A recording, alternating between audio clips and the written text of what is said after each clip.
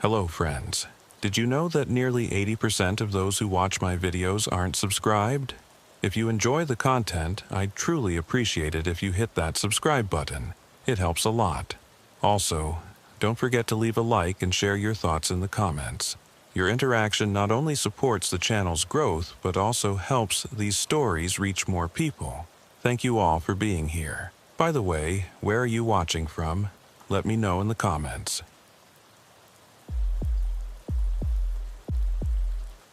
The call came in at 3:47 a.m. on a Tuesday morning in late October. Special Agent Marcus Rivera had been sleeping fitfully in his Queens apartment when his phone buzzed violently against the nightstand. 23 years with the FBI's New York field office had trained him to answer immediately, no matter the hour. "Rivera," he said, his voice still thick with sleep. "Marcus, it's Director Holbrook. We need you at the Canal Street station, now." The urgency in Holbrook's voice snapped Rivera fully awake. "What's the situation?" "MTA workers found something. Can't discuss it over the phone. Bring your underground kit." The line went dead. Rivera was already pulling on his clothes, his mind racing through possibilities. The underground kit meant confined spaces, possibly hazardous materials. Canal Street Station meant the heart of Manhattan's subway system, where multiple lines intersected in a maze of tunnels that had been built and rebuilt over more than a century. The drive from Queens took 35 minutes, even with his emergency lights cutting through the pre-dawn darkness. The streets of Manhattan were never truly empty, but at this hour they came close. Rivera parked behind a cluster of NYPD vehicles and FBI vans near the station entrance. Yellow tape blocked the subway stairs, and uniformed officers stood guard, turning away the few early morning commuters who approached. Director Patricia Holbrook stood near a mobile command unit, her silver hair pulled back in a severe bun despite the early hour. She looked like she hadn't slept at all. "Marcus," she said as he approached, "thanks for coming quickly. What do we have?" She handed him a tablet showing grainy security footage. Maintenance crew was doing routine track inspection on the abandoned City Hall loop. "You know it?" Rivera nodded. The City Hall station had been the crown jewel of the original subway system when it opened in 1904, but it had been closed to passengers since 1945. The curved platform made it impossible to use with modern trains, though the tracks were still active for turnarounds. "They found a breach in the wall," Holbrook continued. "Old brickwork had collapsed, revealing a passage that's not on any MTA blueprints." "Prohibition-era smuggling tunnel?" Rivera suggested. "We've found those before." That's what they thought. They sent someone in to assess structural damage. She swiped to the next image on the tablet. This is what they found. Rivera studied the image. It showed a vast underground chamber, far larger than any smuggling tunnel. The walls were lined with what appeared to be makeshift shelving units, and the floor was covered with dozens of mattresses arranged in neat rows. But it was the items on the shelves that made his stomach turn. Hundreds of shoes, all different sizes, all carefully arranged by type. Children's sneakers, women's heels, men's work boots. "My God," he whispered. "It gets worse," Holbrook said. "The worker who took these photos said there was an overwhelming chemical smell. He got out fast and called it in. NYPD responded first, took one look, and called us." "How deep does it go?" "We don't know. The initial chamber appears to be about 60 feet by 40 feet, but there are at least 3 other passages leading off from it. The MTA is pulling every blueprint they have, going back to the original construction, but so far nothing matches this space." Rivera studied the images again, the precision of the arrangement, the methodical organization. This wasn't some homeless encampment or abandoned storage area. Someone had been using this space deliberately, purposefully. "I want a full tactical team," he said. Hazmat protocols. We need forensics down there immediately, and I want every missing persons file from the last decade pulled and cross-referenced." "Already in motion," Holbrook said. "Agent Martinez is assembling the team now. Marcus, there's one more thing." She showed him another image. This one was of a wall covered in photographs, hundreds of them, all showing people in the subway. The photos appeared to be taken from security cameras, but not official ones. The angles were wrong, taken from positions where no MTA cameras existed. "Someone's been watching," Rivera said. "For a very long time," Holbrook agreed. Within an hour, Rivera was suited up in protective gear, leading a team of 6 agents through the Canal Street station.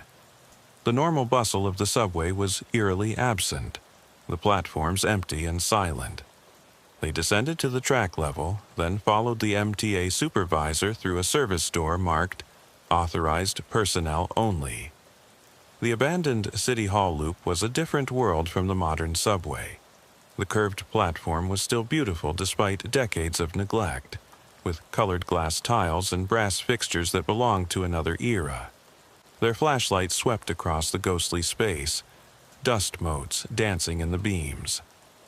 "This way," the MTA supervisor said, his voice muffled by his respirator. His name was Danny Torino, a 20-year veteran of the transit system who looked genuinely shaken. "The breach is about 100 yards down the tunnel." They walked single file along the tracks, the third rail safely powered down. The tunnel walls were slick with moisture and decades of grime. About halfway to the next station, Torino stopped and pointed his flashlight at a section of wall that looked no different from any other. "There," he said. Now that Rivera knew where to look, he could see it. A section of brickwork that was slightly different in color, newer looking despite attempts to age it. The breach was a ragged hole about 5 feet wide and 6 feet tall, the edges crumbling where someone had broken through from the other side. The bricks fell inward, Agent Martinez observed. She was Rivera's best forensic analyst with an eye for details others missed. This was broken from inside the hidden space, not from the tunnel. Rivera approached the hole carefully, his flashlight penetrating the darkness beyond. The beam illuminated a narrow passage that sloped downward, the walls rough-hewn rock rather than finished brick. A chemical smell wafted out, strong even through his respirator. "Air quality?" he asked. Agent Thompson, carrying environmental monitoring equipment, checked his readings. Elevated methane and some chemical compounds, but not at immediately dangerous levels. Oxygen is a bit low but breathable. Rivera nodded and stepped through the breach, his team following close behind. The passage was tight, forcing them to duck in places. After about 30 feet, it opened into the chamber from the photographs. Seeing it in person was far worse than the images had suggested.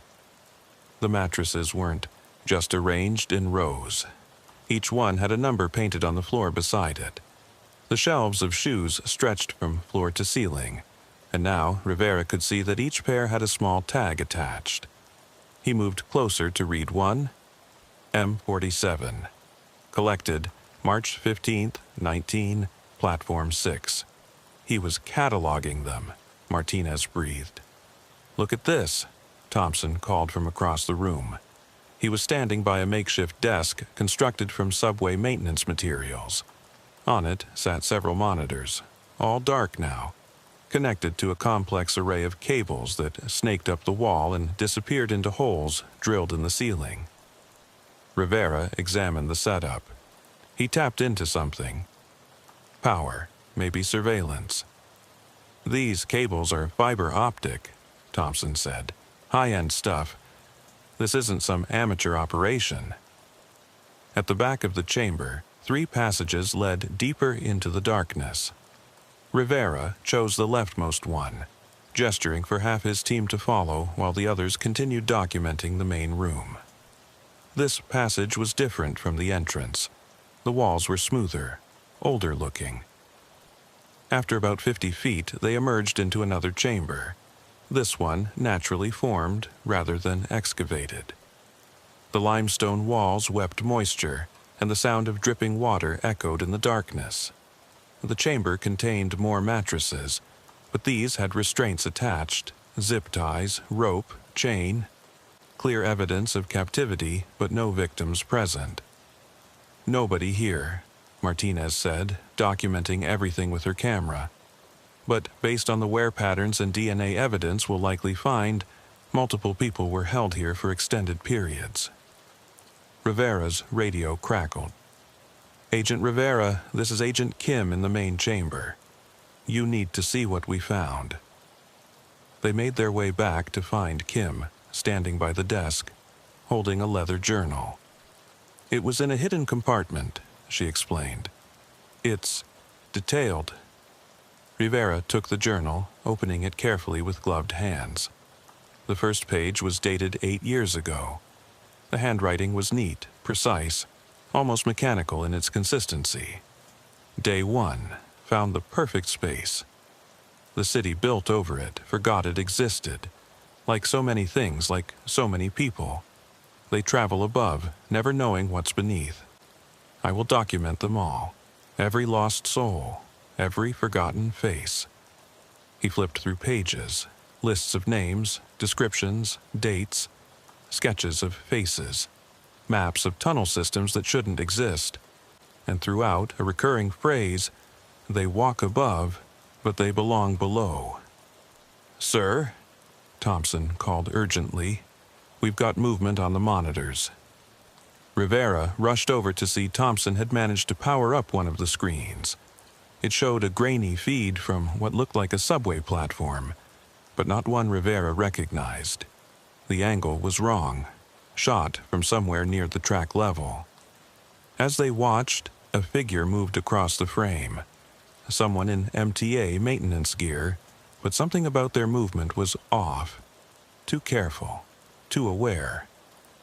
"Where is this?" Rivera demanded. Thompson was checking connections.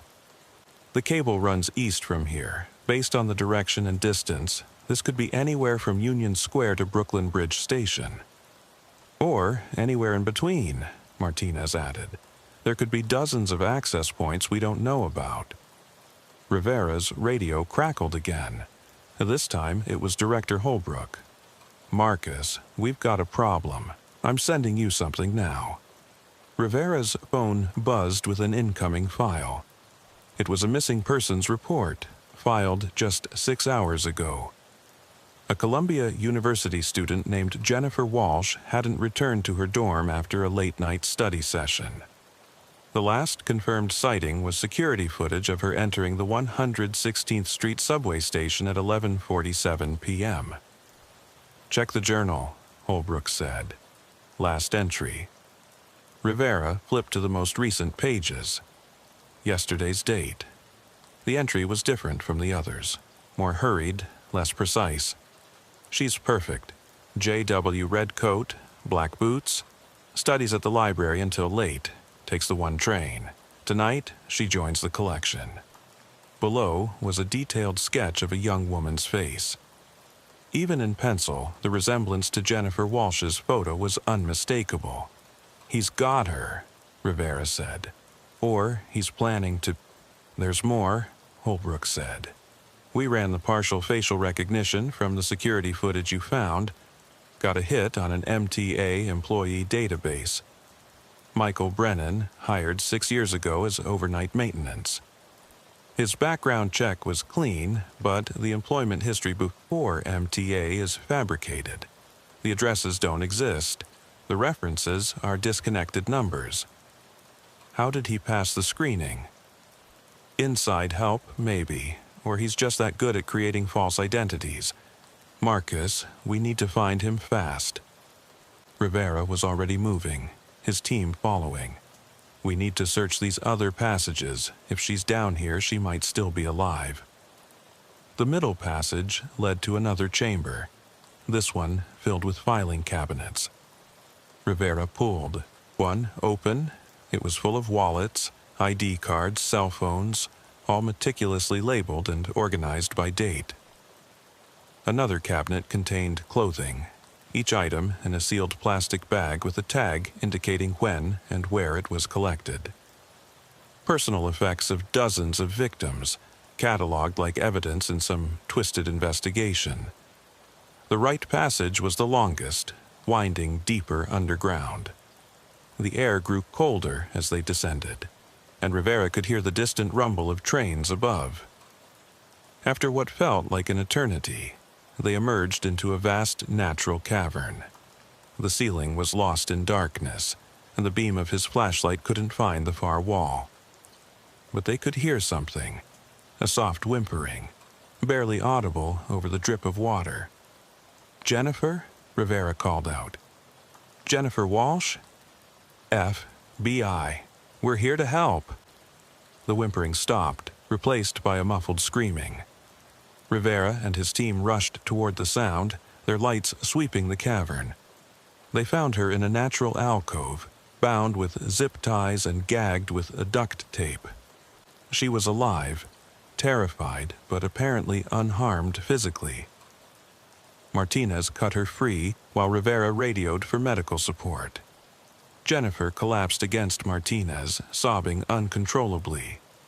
"You're safe now," Martinez assured her. "We've got you."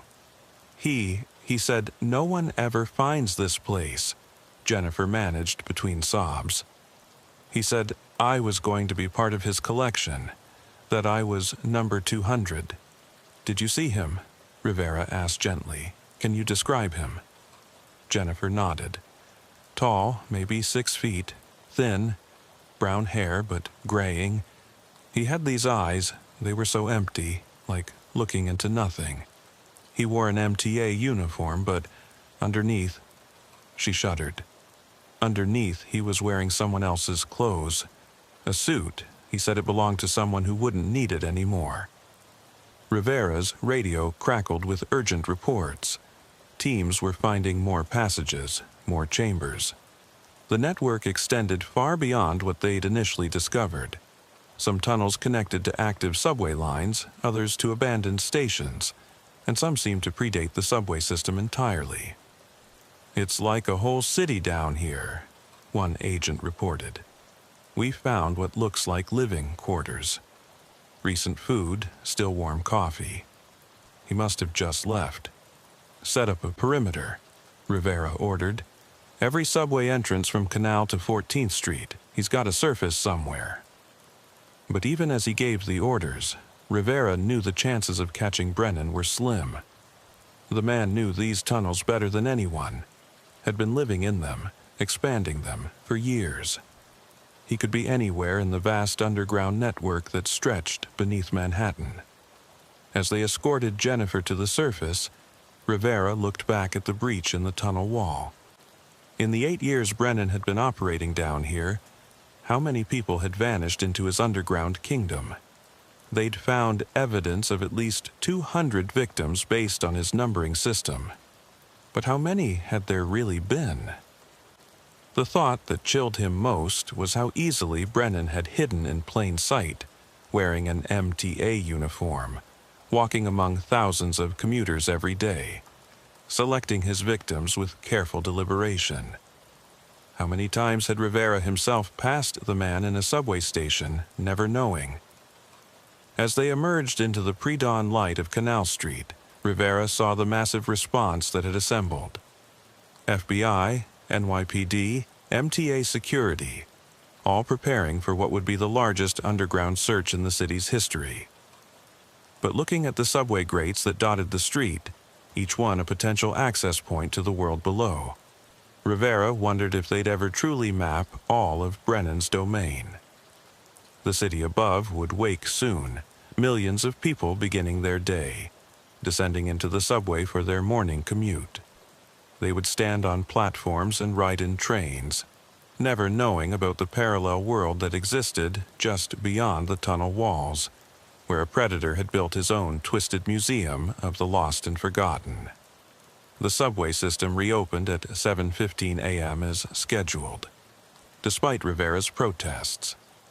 the platforms filled with commuters, none aware that FBI agents were scattered among them, watching for any sign of Michael Brennan. Rivera had positioned himself at Union Square, one of the system's busiest hubs, reasoning that Brennan might use the crowds as cover. His earpiece crackled constantly with updates from teams throughout the city. They'd found 12 more chambers overnight, each more disturbing than the last. One contained nothing but children's toys, hundreds of them, all with tags indicating dates and locations. Another held filing cabinets full of detailed notes on thousands of commuters, their routines, their habits, which train cars they preferred. "Rivera, this is Martinez," came through his earpiece. "We've found something in the financial records." Brennan was paying rent on 14 different storage units across the 5 boroughs, all under variations of false names. "Get teams to each one," Rivera ordered, his eyes scanning the platform crowd. "Already en route.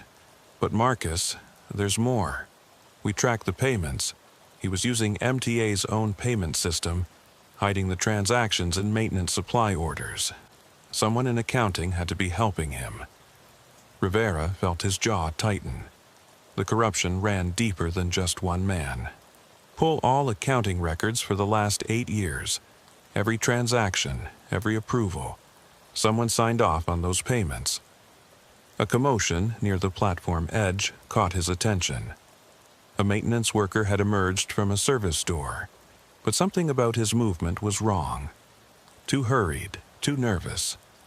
Rivera started moving through the crowd, keeping his target in sight. The man was the right height, the right build, but his face was obscured by a cap pulled low. He was carrying a large duffel bag that seemed heavily weighted. Rivera's hand moved to his service weapon as he closed the distance. "Brennan!" he called out. The man froze, then bolted toward the exit. Rivera gave chase, pushing through the morning commuters. "FBI! Everyone down!" The crowd scattered in panic. The suspect reached the stairs, taking them 3 at a time. Rivera followed, his legs burning as he raced up to street level. The man burst out onto 14th Street, the duffel bag swinging wildly as he ran.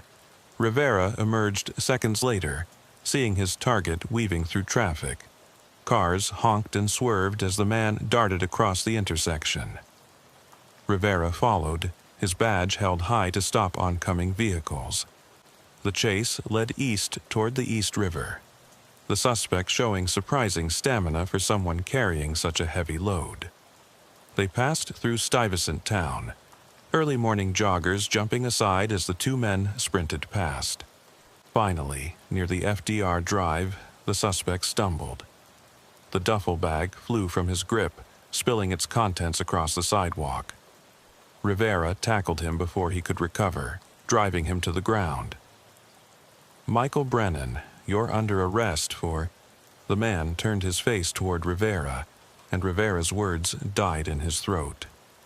It wasn't Brennan. The maintenance worker was younger, maybe 30, with terrified eyes and a face Rivera didn't recognize. "Please," the man gasped. "He made me do it. He said he'd hurt my family if I didn't." "Who?" Rivera demanded. "Who made you?" "The keeper. That's what he calls himself. He has my wife, my daughter. Said I had to move his things or he'd add them to his collection." Rivera looked at the spilled contents of the duffel bag. Videotapes, hundreds of them, each labeled with dates going back years. His blood ran cold as he realized what he was looking at. Brennan's surveillance archive. "Where is he?" Rivera pressed. "Where's the keeper?" "I don't know. He contacts me through the MTA message system, leaves instructions at specific locations. I've never seen his face." Rivera cuffed the man and called for backup, then examined the tapes more closely. The labels were detailed. Platform 4, October 2018, selection phase, and Chamber 7, March 2020 processing. His phone rang. Director Holbrook's voice was tense. Marcus, we've found evidence in the storage units." "What kind of evidence?" "The first storage unit in Queens. Items belonging to missing persons going back 15 years. Personal effects, identification, clothing. All cataloged with the same numbering system." Rivera's mind raced. Brennan had been at this far longer than they'd thought. He's been building his collection for over a decade. It gets worse. We found documentation in the storage unit. Brennan wasn't working alone. There's a whole network, Marcus. At least 6 other people, all MTA employees, all helping him. They called themselves the Underground Railroad, but instead of freeing people, they were collecting them, Rivera finished. "Get me those names, every single one." The man Rivera had arrested, Thomas Garrett, according to his MTA ID, was taken away in a patrol car, still insisting he was a victim, not an accomplice. Rivera believed him. The fear in his eyes was too real, too raw. Back at the Federal Building, Rivera stood before a massive board covered with photos, maps, and string connecting various points. The scope of Brennan's operation was staggering. 15 years of systematic predation, enabled by a network of corrupted or coerced MTA employees. Agent Kim approached with a tablet. "We've identified 4 of the 6 accomplices. 2 have been arrested. Both claim Brennan threatened their families. 1 disappeared 3 months ago. The 4th is Linda Patterson, an MTA dispatcher who's been with the agency for 15 years. "Bring her in," Rivera ordered. "Already done. She's in interrogation room 3. And Marcus, she's talking. Says Brennan has something on all of them, different for each person. Blackmail, threats. Some he actually convinced to believe in what he was doing." Rivera entered the interrogation room to find a middle-aged woman with graying hair and trembling hands. Linda Patterson looked like she hadn't slept in days. "Miss Patterson," Rivera began, sitting across from her. "We know you helped Michael Brennan. We know about the tunnels, the surveillance, all of it. Your cooperation now is the only thing that might help you." Linda's voice was barely a whisper. "You don't understand. He's not what you think." "Then tell me what he is." "He found something down there, years ago, before he became Brennan. He was someone else then, an urban explorer. He found old tunnels, really old from before the city was even built. Native American, maybe, or something else." Rivera kept his expression neutral despite his skepticism. "Go on." "He said the tunnels showed him things, the true history of the city, built on forgotten graves, on sacred ground that was defiled. He said the city owed a debt and he was collecting it. 1 person for every soul that was displaced when New York was built." "And you believed this?" Linda shook her head. "I didn't have to believe it. He had photos of me taking bribes from contractors. Small stuff, but enough to end my career, my pension. He said help him or he'd destroy my life. So I helped. I changed schedules so certain maintenance workers would be in certain places. I deleted reports of suspicious activity. I made sure his false employment records stayed buried in the system." "Where is he now, Linda?" "I don't know. I swear I don't, but..." She hesitated. "There's a place he mentioned once. The deepest point in his network. He called it the Foundation. Said it was where New York truly began and where it would end. He was saving it for something special." "Saving it for what?" "For the finale. He always said when they finally found him, he'd retreat to the Foundation. That he had enough supplies there to last months and enough collected souls to complete his work."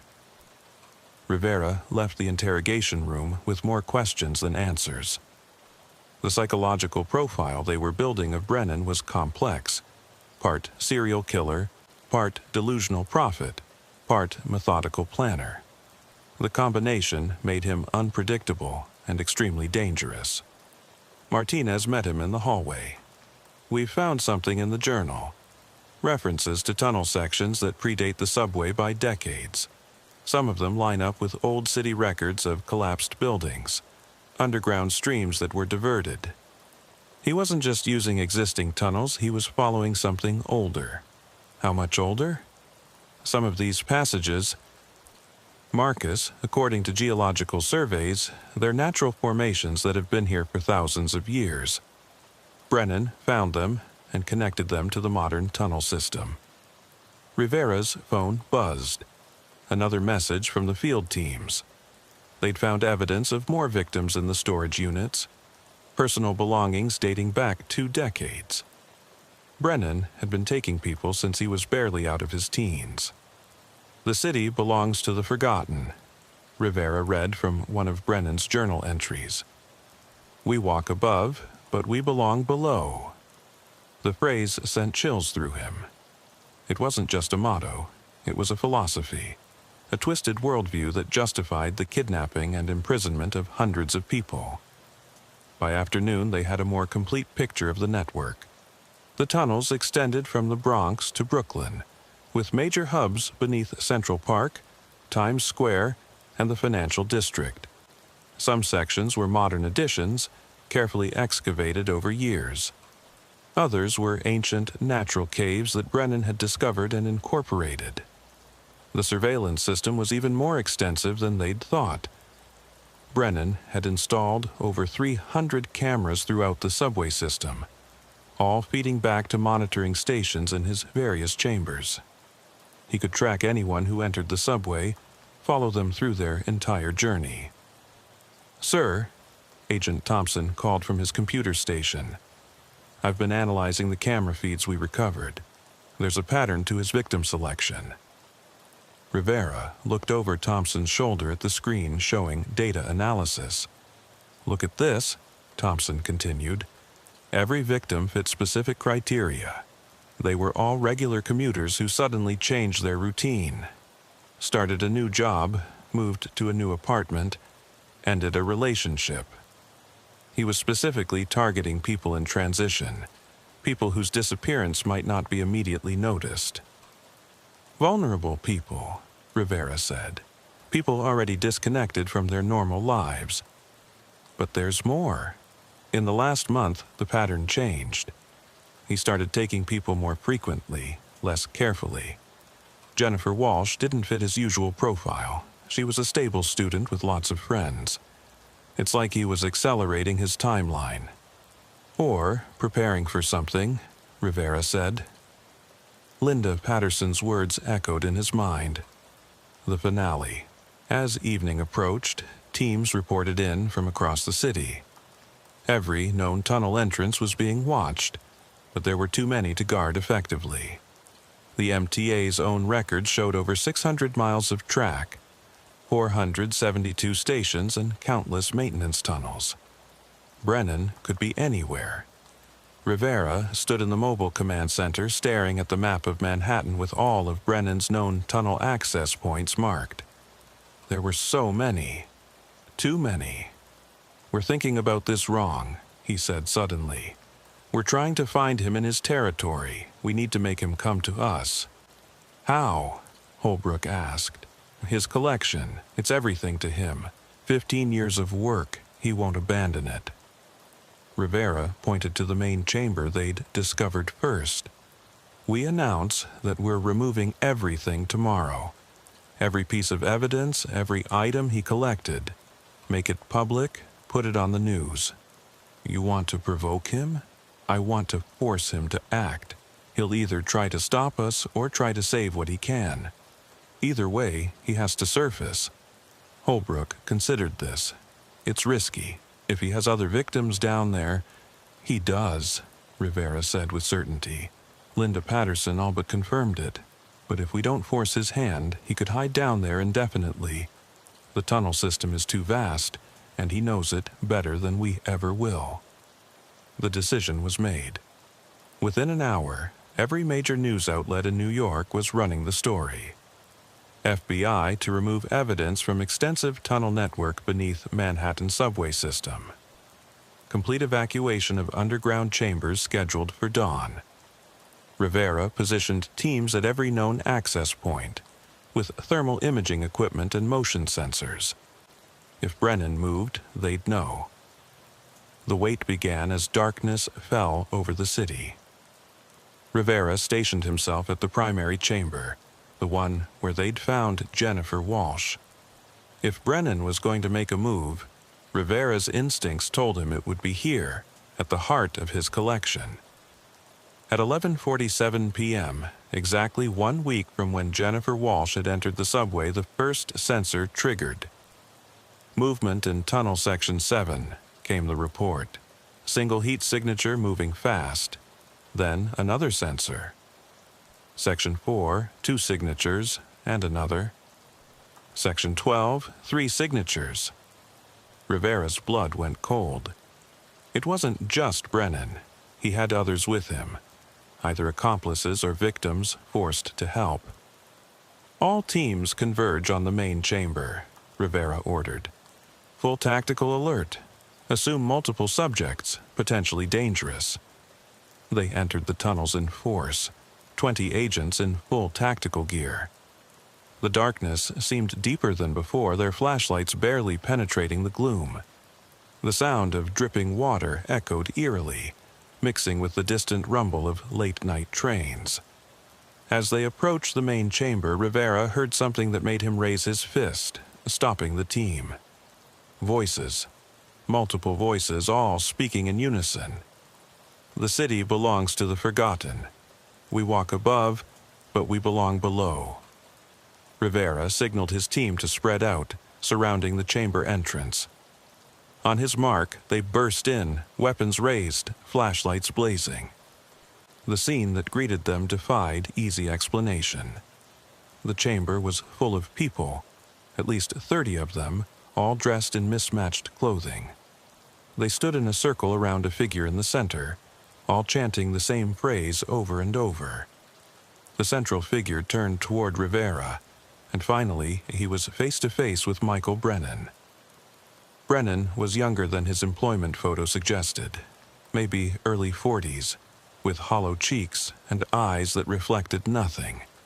No fear, no surprise, no emotion at all.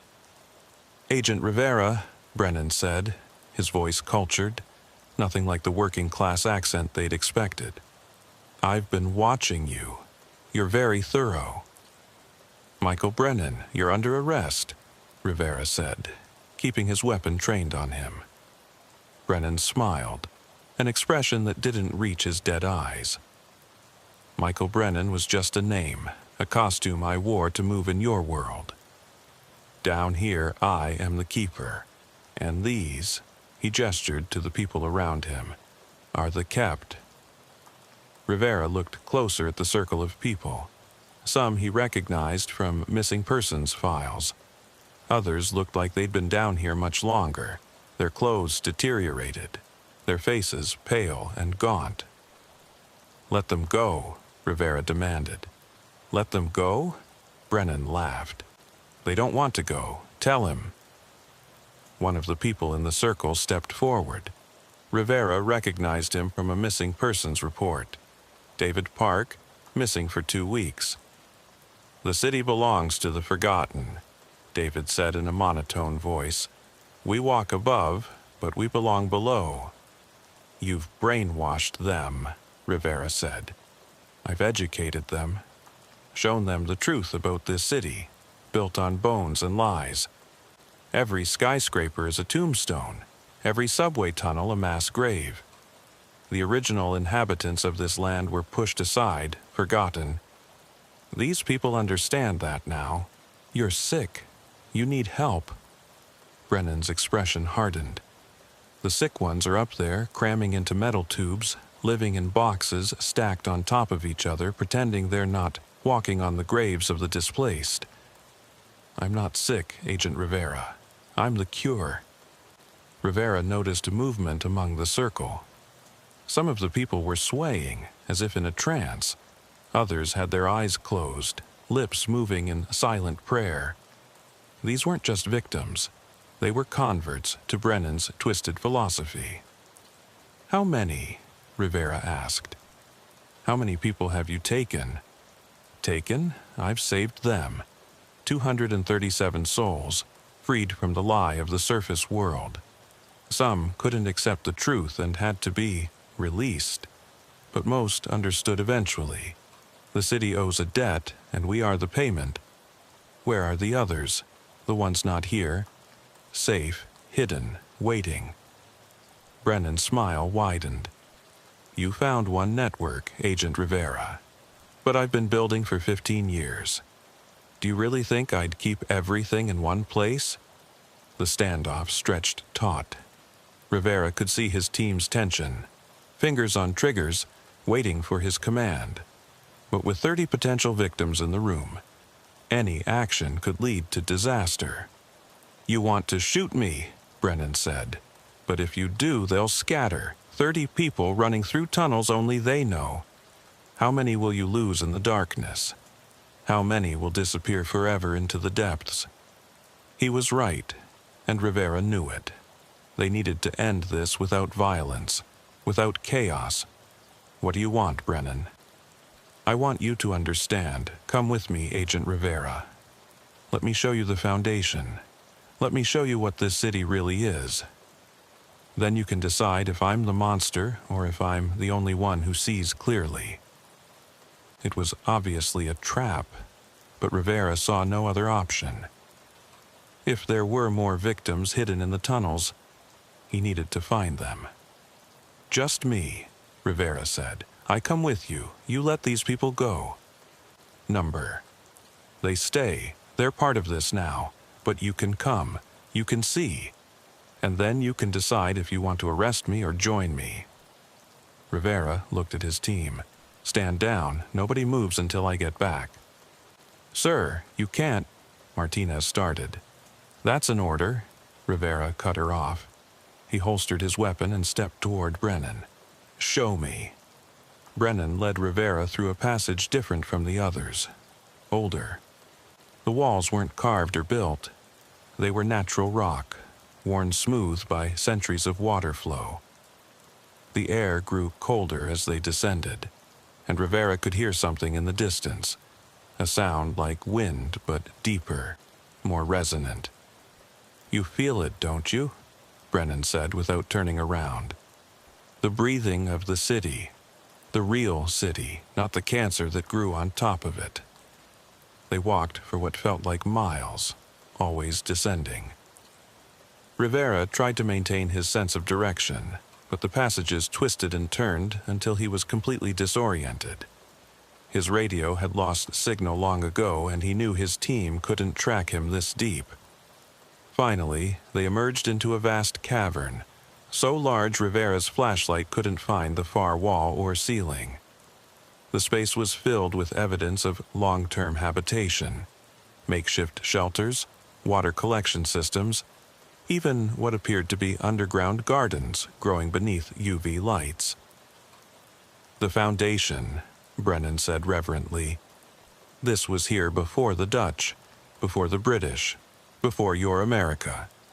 The Lenape people knew about it, avoided it, said it was a place where the earth remembered everything that had been taken from it." Rivera saw movement in the shadows. More people, dozens of them, emerging from hidden spaces. They moved with the same eerie synchronization as the group above, but these individuals looked different.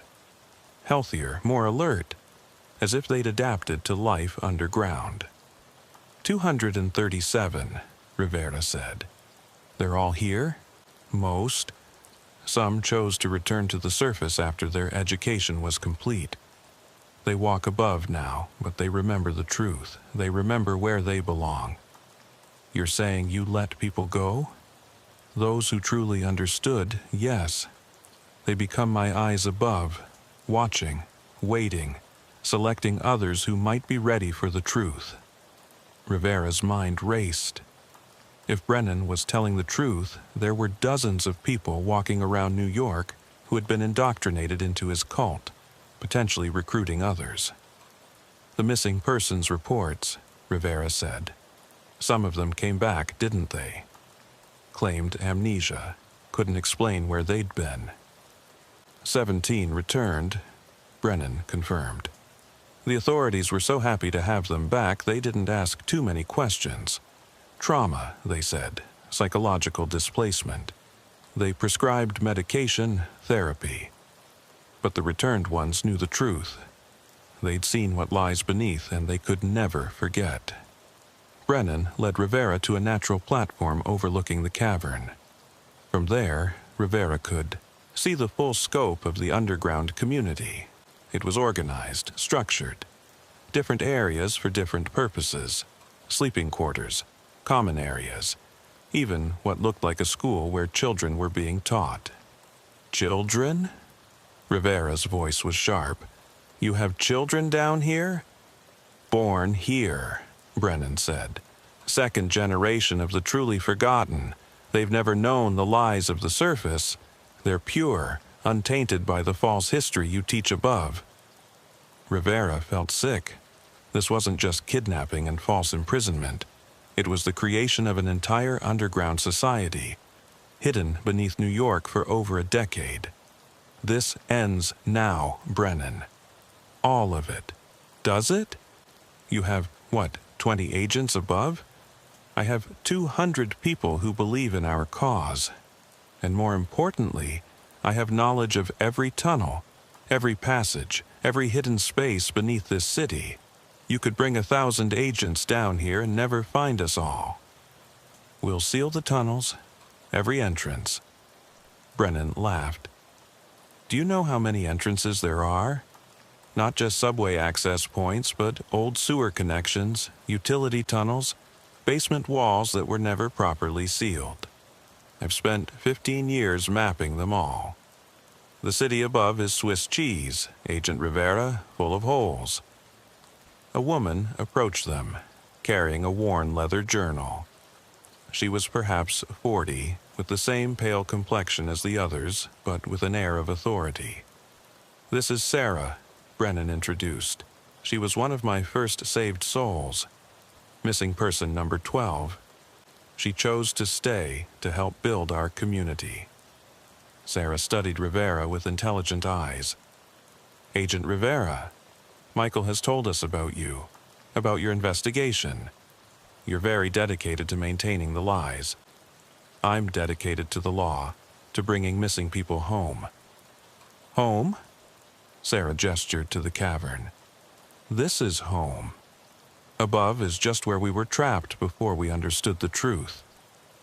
Rivera noticed something disturbing. Sarah's missing persons file was from 2009. She'd been a Wall Street analyst, reported missing by her family after not showing up for work. Yet here she was, apparently thriving in this underground world. Your family thinks you're dead, Rivera told her. My family never knew me. They knew the person I pretended to be, the role I played in their false world. Here, I'm real. Here, I matter. Brennan was watching Rivera's reactions carefully. You're beginning to understand, aren't you? This isn't about me controlling them. It's about them choosing to escape the control of the surface world. You manipulated them, kidnapped them. I showed them an alternative. Some couldn't handle it, true, but most, when they saw the truth of what this city is built on, chose to stay. Rivera heard a sound. Footsteps, many of them, approaching from multiple tunnels. His hand went to his weapon. Relax, Brennan said. It's time for the gathering. Every night at midnight we come together. We remember why we're here. The cavern began filling with people. Men, women, even children, all moving with purpose toward a central area. They formed concentric circles just like the group above, but this was larger, more organized. 237, Brennan said again. Plus the 17 above, plus the dozens who visit but maintain their surface lives. We're not a cult, Agent Rivera. We're a civilization. The first true civilization of New York, built on truth instead of lies. The gathering began to speak in unison, not the chant from before, but something else. Names. They were reciting names, hundreds of them, in a rhythmic pattern. The names of the displaced, Brennan explained. Every native person pushed off this land. Every slave who died building this city. Every immigrant worked to death in the factories. Every forgotten soul whose bones rest beneath the skyscrapers. We remember them all. Rivera had to admit there was something powerful about it. Hundreds of voices, speaking hundreds of names, in this ancient cavern beneath the modern city. But he also saw the reality. People who had been manipulated, isolated, turned into believers in Brennan's twisted vision. "I need to return to the surface," Rivera said. "My team will come looking if I don't." "Of course. But first, one more thing." Brennan led him to another section of the cavern, where the walls were covered in photographs, documents, maps. My research. 15 years of uncovering the true history of New York. Rivera examined the documents. They were real. Historical records, archaeological surveys, newspaper clippings from centuries past. Brennan hadn't fabricated his narrative from nothing. He'd built it on actual history, twisted to serve his purpose. The mass graves from the 1800s cholera outbreaks. Brennan pointed to one section. Never properly documented. The city just built over them. The African burial ground. They found part of it, but most is still under office buildings. The 5 Point slum, where thousands died in poverty. Now it's courthouses and government buildings. This is all historical fact, Rivera admitted. But it doesn't justify what you're doing, doesn't it? The city was built on suffering, and that suffering was forgotten. We're just choosing to remember, to honor the forgotten by becoming forgotten ourselves. Rivera noticed something else on the wall. Recent photographs of FBI agents, including himself. His home address, his daily routine. "You've been watching us." "Know your enemy. Though I don't consider you an enemy, Agent Rivera. You're just doing your job, protecting the system you believe in. But that system is built on lies. The system gives people justice, law, order. The system gives people the illusion of those things while perpetuating the very inequalities that created the forgotten in the first place." Before Rivera could respond, someone ran into the chamber. One of the people from the circle above, panicked and out of breath. "Keeper, the surface dwellers, they're sealing the main entrance. Concrete, steel barriers, they're trapping us." Brennan's calm finally cracked. He grabbed Rivera's arm. "You lied. You said they'd wait."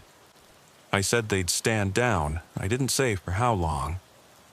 Rivera pulled free. "It's over, Brennan. Surrender now, and maybe we can work out something for these people." Brennan's face contorted with rage, then smoothed back into that eerie calm. "Sarah, initiate Protocol 7. Sarah nodded and disappeared into one of the tunnels. Within moments, alarms began sounding. Not electronic, but bells, drums, human voices calling out warnings. "Protocol 7, Rivera demanded. "Dispersion. If the main community is threatened, we scatter. 237 people disappearing into tunnels all over New York. Your 20 agents above? They might catch a few, but most will vanish into the city, blend back into the surface world, and wait. Wait for what? For the signal to rebuild. This isn't the first time the forgotten have had to hide, Agent Rivera. The Lenape did it. The escaped slaves did it. The immigrants did it. And now we do it." The cavern erupted in organized chaos.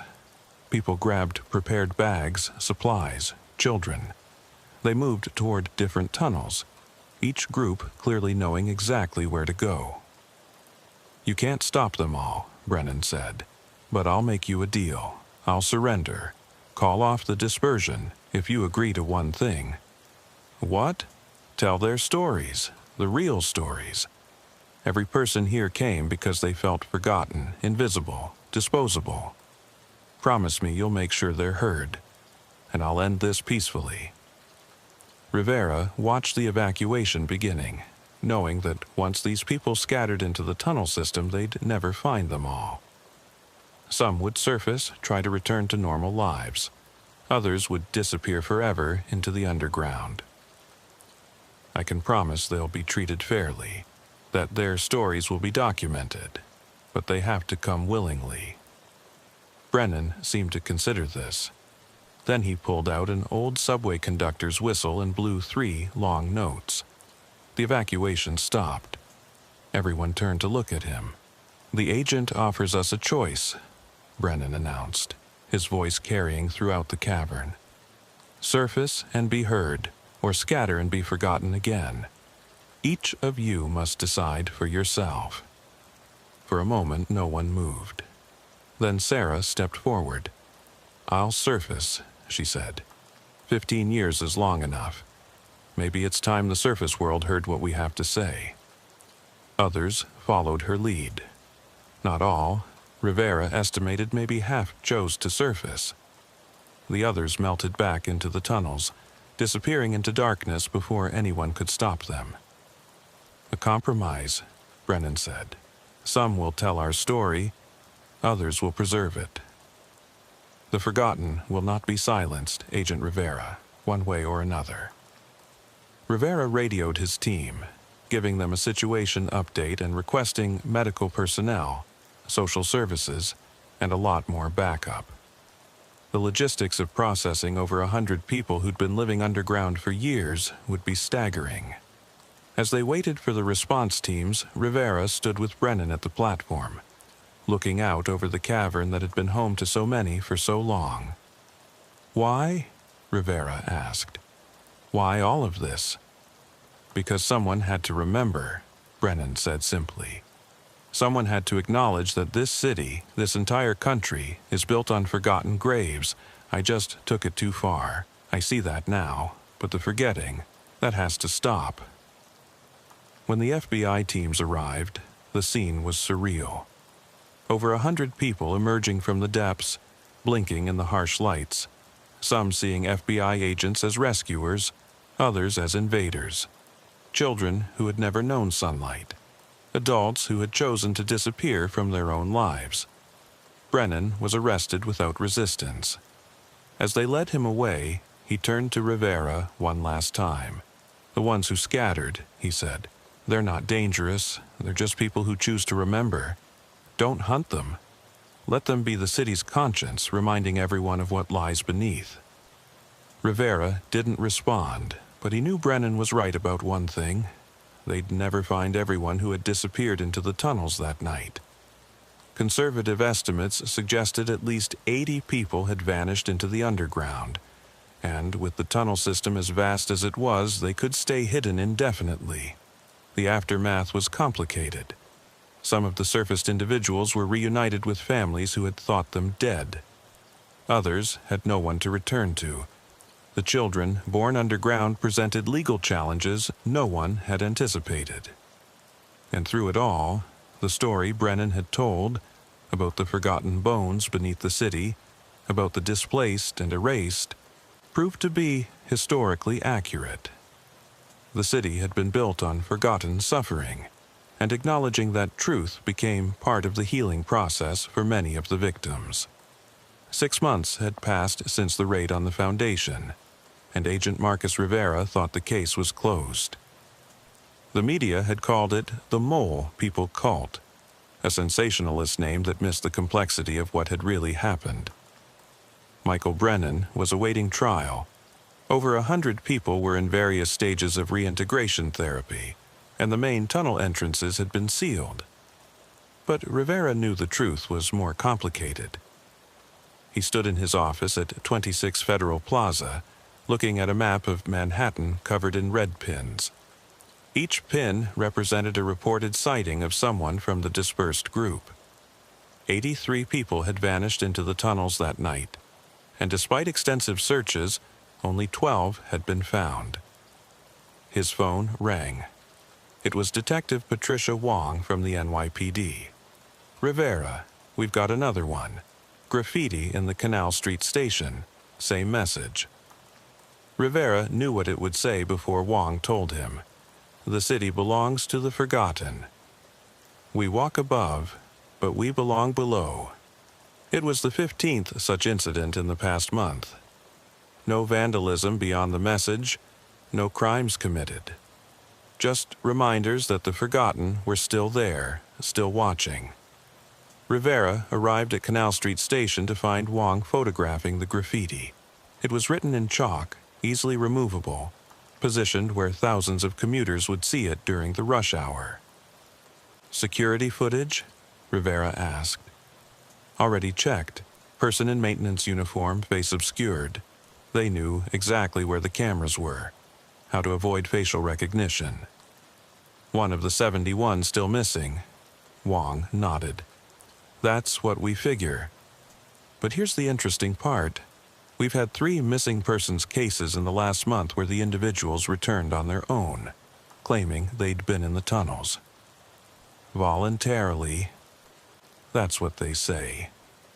They heard about Brennan's community, sought it out, spent time underground, then decided to return. No crime committed, no one held against their will." Rivera felt a chill. "The community still exists. In some form, smaller, more careful, but still there." Rivera's phone buzzed with a text from an unknown number. "Battery Park. Entrance C. Come alone. S. Sarah, the Wall Street analyst who had been Brennan's second in command. She'd been released after psychological evaluation determined she posed no threat, but she disappeared within days. Rivera knew he should report this, bring backup, but something made him go alone. The entrance to Battery Park's underground maintenance area was supposedly sealed, but Rivera found it unlocked. He descended into darkness, his flashlight revealing a familiar sight. Someone had been living here. Recently. Agent Rivera. He spun to find Sarah standing behind him, looking healthier than she had 6 months ago. The underground pallor was gone, replaced by a normal complexion, but her eyes still held that unsettling certainty. "Sarah, you're wanted for questioning." "I know, but I needed to talk to you first, about what's happening, about what's coming." "The graffiti? Not us. Well, not exactly us. The dispersion created something we didn't expect. Independent cells. People who believed in Brennan's message, but not his methods. They're organizing. Organizing for what?"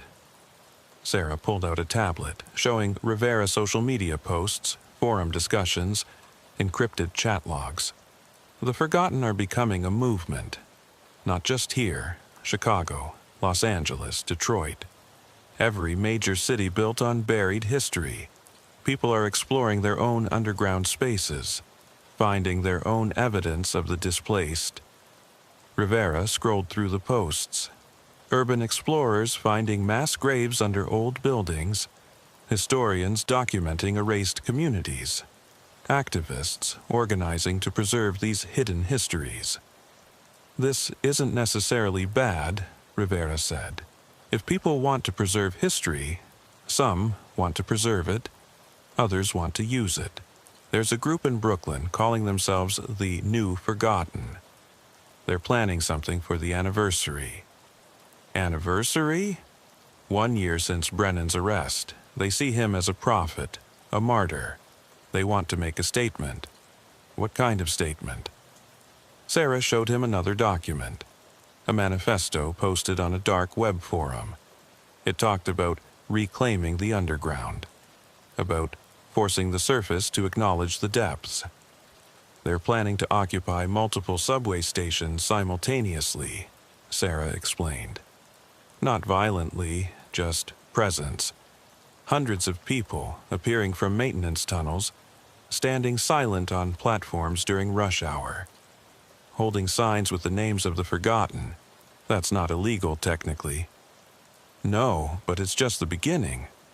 Some of the more extreme cells, they're talking about establishing permanent underground settlements. Like what Brennan built, but bigger, more organized. Rivera studied the manifesto. It was well written, persuasive even. It painted Brennan not as a kidnapper, but as a visionary who had been persecuted for revealing uncomfortable truths. "Why are you telling me this?" Rivera asked. "Because I don't want to see Brennan's message corrupted. He went too far, yes. Keeping people against their will was wrong. But the core truth, that this city is built on forgotten suffering, that's real. And it deserves to be acknowledged properly, not through extremism. What do you want me to do? Listen, really listen. The people who went underground, who chose to stay even after Brennan's arrest, they're not crazy. They're people who felt so invisible in the surface world that living in tunnels felt more real than their regular lives." Rivera thought about the interviews he'd conducted with the returned. Many had described similar feelings, that underground they'd felt part of something meaningful for the first time in their lives. "There are still people down there," Sarah continued. "Not kidnapped, not held, just living. They've established small communities in abandoned stations, forgotten tunnels. They're not hurting anyone, they're just choosing to exist outside the system. That's still illegal, trespassing at minimum. Is it worse than being homeless on the surface? At least underground they have shelter, community, purpose." Before Rivera could respond, they heard footsteps. Multiple people approaching from different directions. Rivera's hand went to his weapon. "Relax," Sarah said. "They just want to meet you." From the shadows emerged about a dozen people. Rivera recognized some from the missing persons files. People who had vanished into the tunnels 6 months ago. They looked healthy, clean, nothing like the stereotypical image of tunnel dwellers. One of them, a young man named Marcus, who had been a Columbia graduate student, stepped forward. "Agent Rivera, we wanted you to see that we're not victims. We're not a cult. We're just people who choose to live differently." "You're living in abandoned tunnels," Rivera pointed out. "We're living in spaces the city abandoned. We maintain them, keep them clean, even preserve their history. Did you know there's a pneumatic mail tube station from 1897 that's completely intact? We're documenting it, protecting it from decay." Another person, an older woman, spoke up. "I was homeless before, invisible on the street. Down here I have a home, a family, a purpose. We grow food using hydroponics, purify water, generate our own power. We're not parasites. We're proving another way is possible." Rivera was conflicted. As an FBI agent, he knew he should arrest them all. But as someone who had spent months investigating this case, he understood the complex reality of what they were saying. "Michael Brennan kidnapped people," Rivera said. "He held them against their will." "And he was wrong to do that," Marcus agreed. "But he was right about the history, about the forgotten. We're not continuing his crimes. We're continuing his mission, but ethically." Sarah pulled out a worn journal. "This is Brennan's real research. Not the kidnapping plans, but the historical documentation. Locations of mass graves, records of displaced communities, evidence of how the city literally buried its past. We want to preserve this, make it public, but properly. Why not just publish it normally? Because no one would care. Another academic paper, another museum exhibit that people walk past. But if it comes from us, from the underground, people pay attention. The message and the messenger matter." Rivera heard his radio crackle. His team was looking for him. He had to make a decision. "I can't endorse this," he said. "But I also can't stop you all. There are too many tunnels, too many of you, and frankly, if you're not committing crimes, "We're not," Sarah assured him. "We're just remembering what the city wants to forget." Rivera turned to leave, then stopped. The new forgotten. The ones planning the station. Occupation.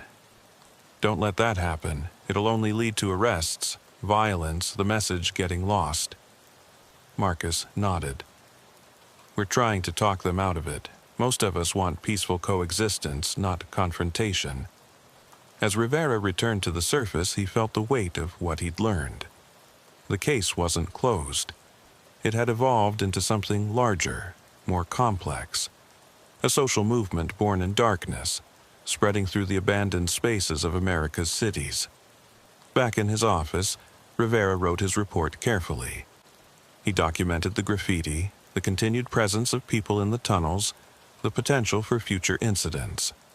But he also included context, the historical accuracy of Brennan's research, the voluntary nature of the current underground communities, the distinction between the criminal actions of the past and the civil disobedience of the present.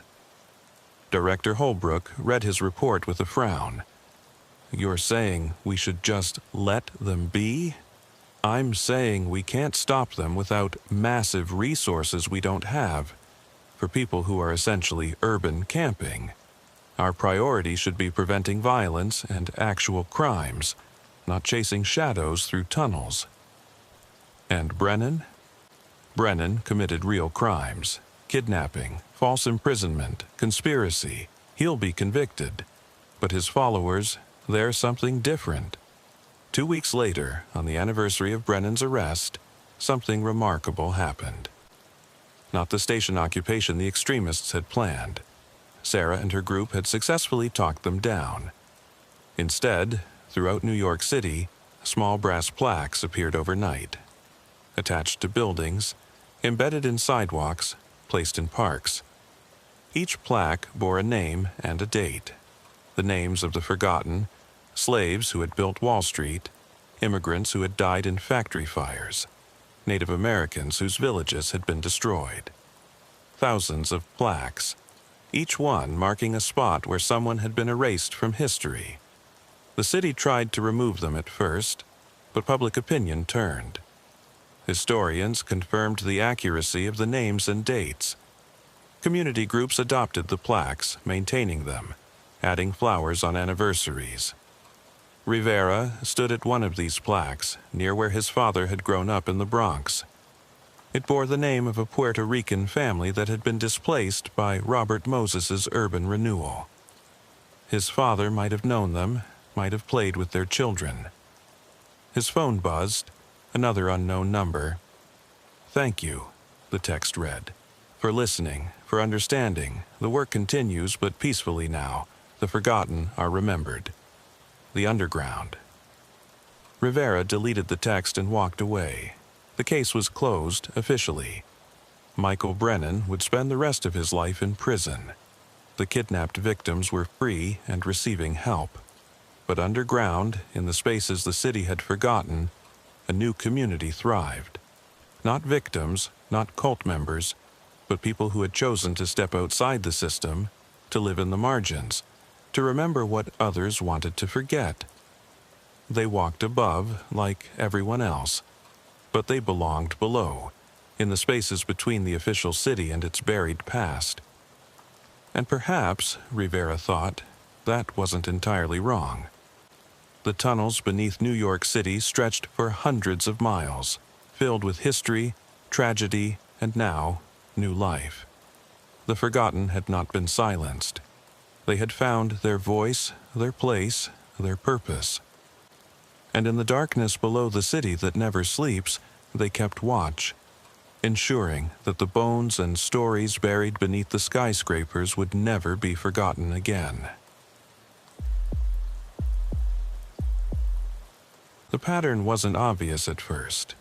It took a determined city housing inspector named Maria Gonzalez 3 months of digging through property records to notice that something was terribly wrong with New York City's abandoned buildings. On a cold November morning, she walked into the FBI's New York field office with a cardboard box full of documents and a theory that would launch one of the strangest investigations in the Bureau's history. Special Agent James Sullivan had been reviewing financial crime reports when Maria was escorted to his desk. Sullivan was a 15-year veteran of white-collar crime investigations, used to dealing with embezzlement and fraud, not conspiracy theories from city employees. But something in Maria's eyes, a mixture of fear and determination, made him listen. 47 buildings, Maria said, spreading property deeds across Sullivan's desk.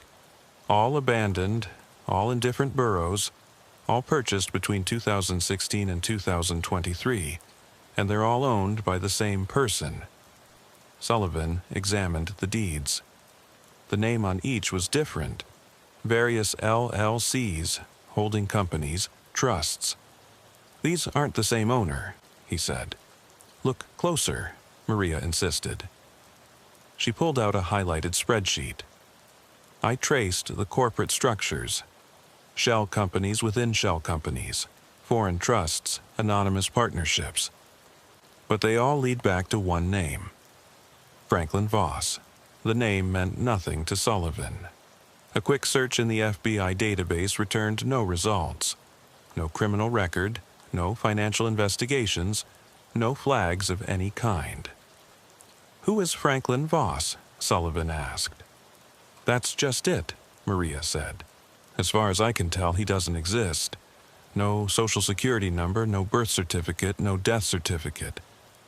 The only proof Franklin Voss ever existed is his signature on these documents.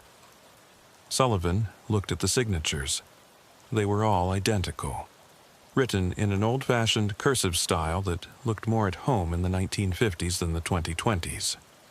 Why do you think this is FBI jurisdiction? Sullivan asked. Suspicious property ownership isn't necessarily federal. Maria pulled out another set of documents, missing persons reports. Because of these. In the last 7 years, 38 people have gone missing within 2 blocks of these buildings. That's a statistical impossibility unless something connects them. Now she had Sullivan's full attention. He spread the missing persons reports across his desk, comparing them to the property locations. The correlation was undeniable. Have the buildings been searched? By local police, yes. They're all empty. No squatters, no signs of habitation. Most don't even have functioning utilities. They're just empty. Sullivan made a decision. Leave everything with me. I'll look into it. Maria stood to leave, then turned back. Agent Sullivan? Be careful. I've been investigating this for 3 months, and last week someone broke into my apartment. Nothing was taken, but all my personal files were rearranged, like someone was cataloging my life. After Maria left, Sullivan assembled a small team. Agent Rachel Price from Organized Crime, Agent Derek Thompson from Missing Persons, and Agent Nina Petrova from Financial Crimes. Together, they began unraveling the mystery of Franklin Voss. The first building they visited was in Brooklyn, a 6-story brownstone on Prospect Avenue that had been beautiful once, but now stood like a rotting tooth in an otherwise gentrified neighborhood. The front door was secured with a modern electronic lock that seemed incongruous with the building's decay. High-tech security for an abandoned building, Price observed. Thompson ran a scanner over the lock. It's connected to something. Wireless signal, but encrypted. They entered using a universal override from the city. The smell hit them immediately. Not decay or mold, but something chemical, astringent. Like a hospital, but wrong somehow. The first floor was empty as reported. Dust-covered floors, peeling wallpaper, no furniture. But Sullivan noticed something odd about the dust patterns. Paths through it, recently made, leading to seemingly random spots on the walls. Someone's been here, he said, recently and repeatedly. They moved through the building methodically. Each floor was the same, empty, decaying, but with those strange paths through the dust. It wasn't until they reached the basement that they found the first anomaly. The basement had been completely renovated. Modern walls, industrial lighting, climate control systems. It looked like a medical facility. Examination tables, monitoring equipment, filing cabinets full of medical records. "What the hell were they doing down here?" Price whispered. Sullivan examined the medical records. Each file contained detailed medical histories, psychological evaluations, even DNA test results. The names matched some of the missing persons reports Maria had provided. "They were studying them," Thompson said, reading over Sullivan's shoulder. "Look at these notes: behavioral patterns, family histories, genetic markers. Someone was selecting these people for specific characteristics." But for what purpose? Petrova had been examining the financial records left in one of the filing cabinets. "This is sophisticated," she said. "Whoever set this up was spending millions. Medical equipment, personnel, transportation. These aren't random kidnappings. This is an organized operation." Sullivan's phone rang. It was Director Holbrook. "James, we've got a situation. One of the missing persons from your list just walked into a police station in Queens. David Park, missing for 6 months. But James, he claims he doesn't remember anything. Complete amnesia." They rushed to the Queens precinct where David Park was being held. The man looked healthy, well-fed, but confused. When Sullivan tried to question him, Park could only provide fragments of memory. "I remember a white room," Park said slowly. "Doctors, I think. They said they were helping me. There were others there, other patients. We were all sick, they said. But I don't remember being sick. Do you remember how you got there?" I remember leaving work one day then. Nothing until I woke up on a park bench this morning." Sullivan showed him photos of the Brooklyn building. Park's eyes widened slightly. "I've been there. I don't remember when or why, but I recognize it." Over the next 3 days, 4 more missing persons reappeared, all with the same story: complete amnesia, vague memories of medical treatment, no explanation for their months-long disappearance. Medical examinations showed they were all in perfect health, better than before they disappeared.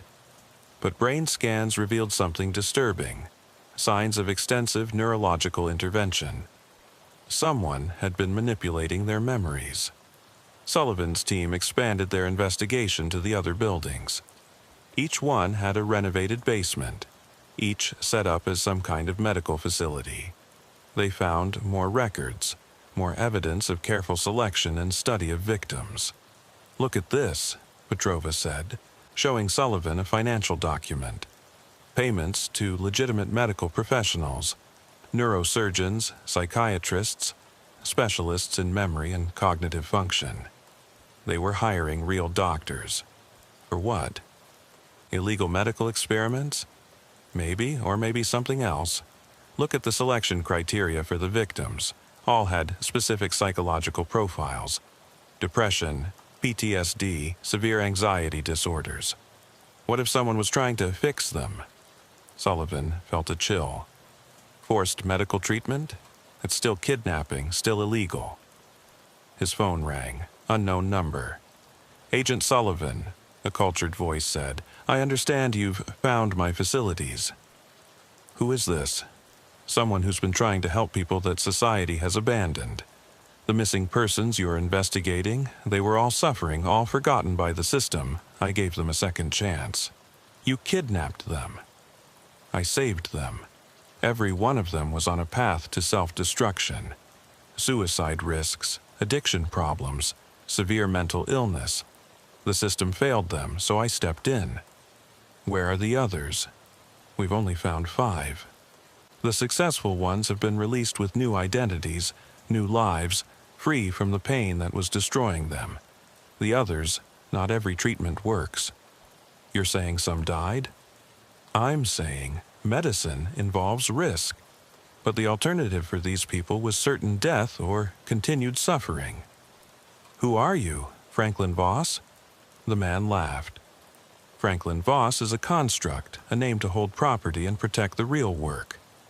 I'm Dr. Marcus Thornton, formerly of Mount Sinai's neurology department.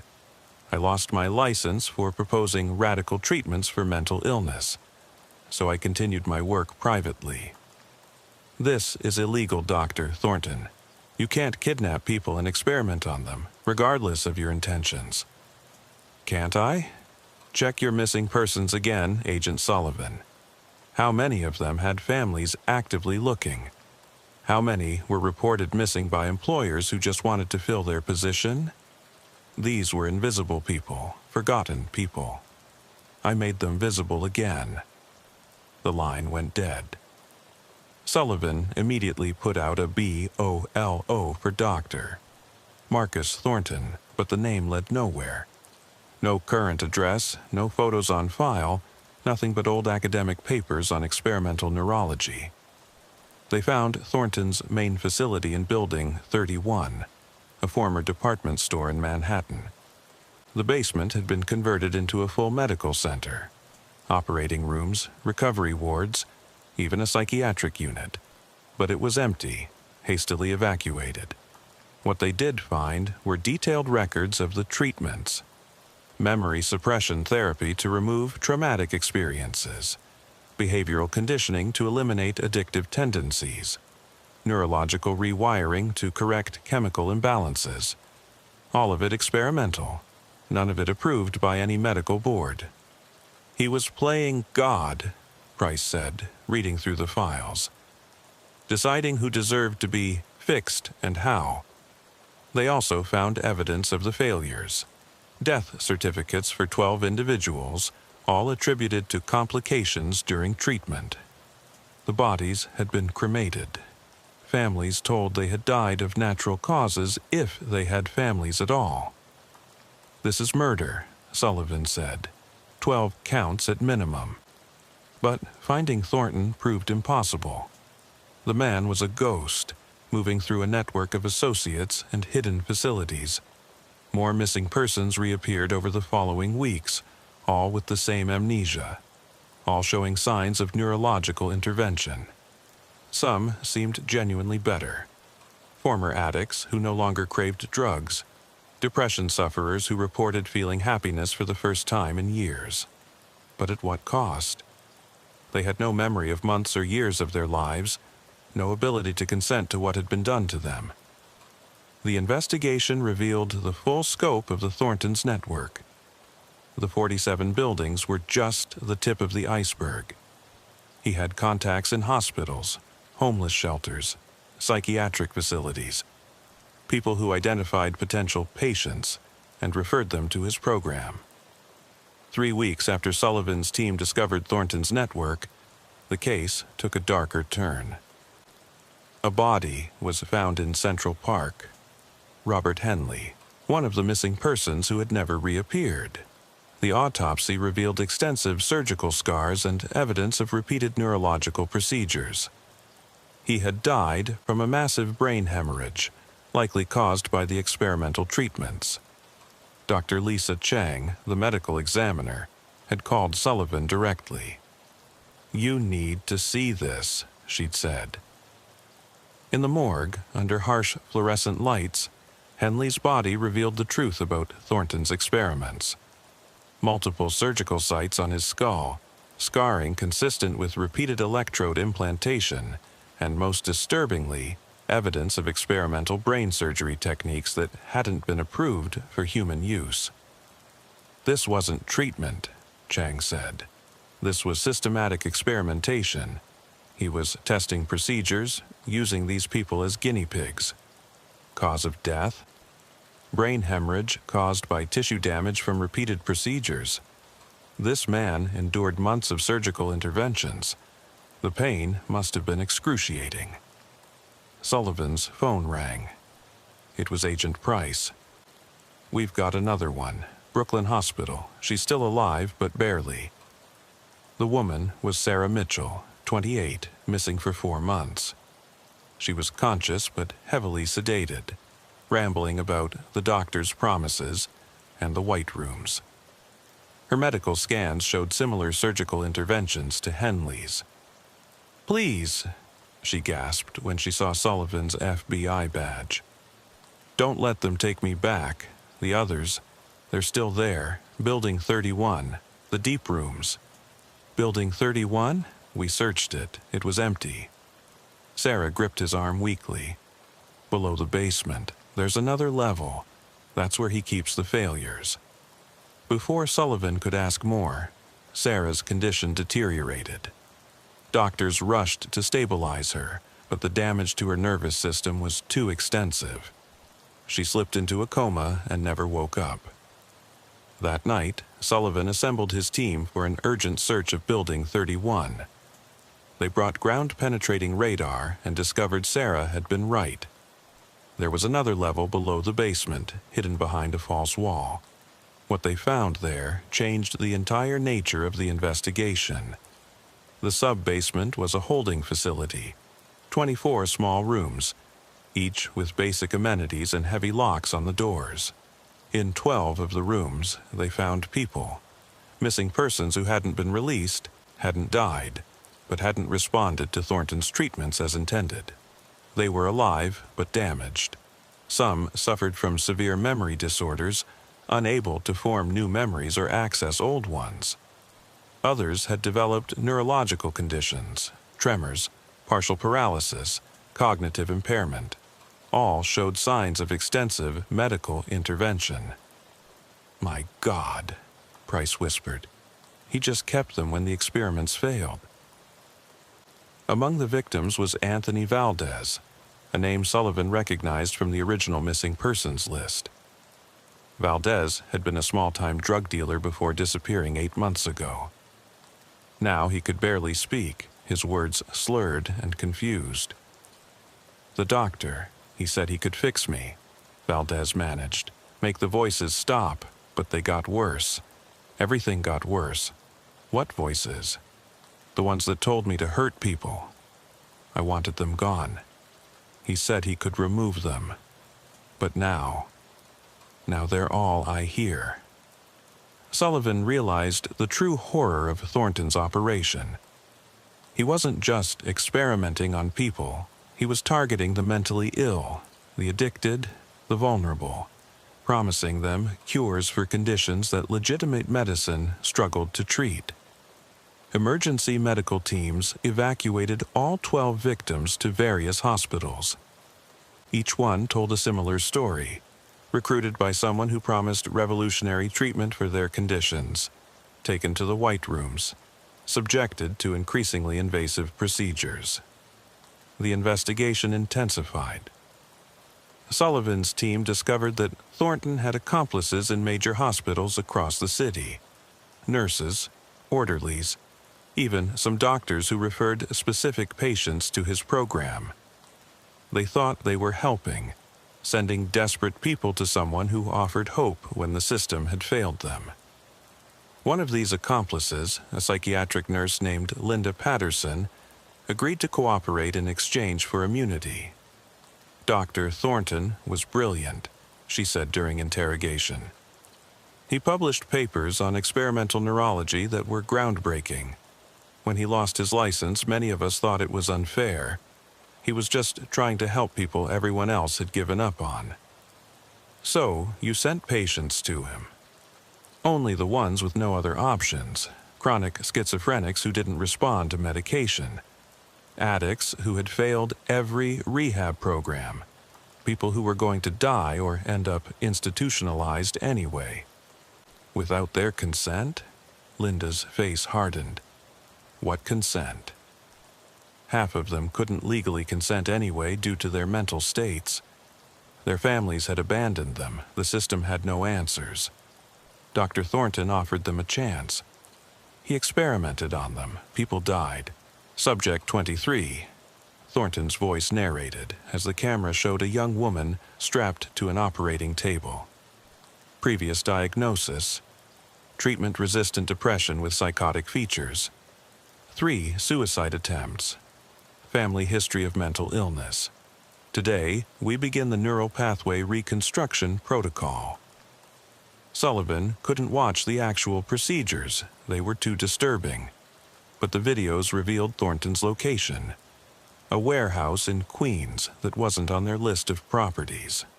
The FBI raid on the warehouse was coordinated with SWAT teams and emergency medical personnel.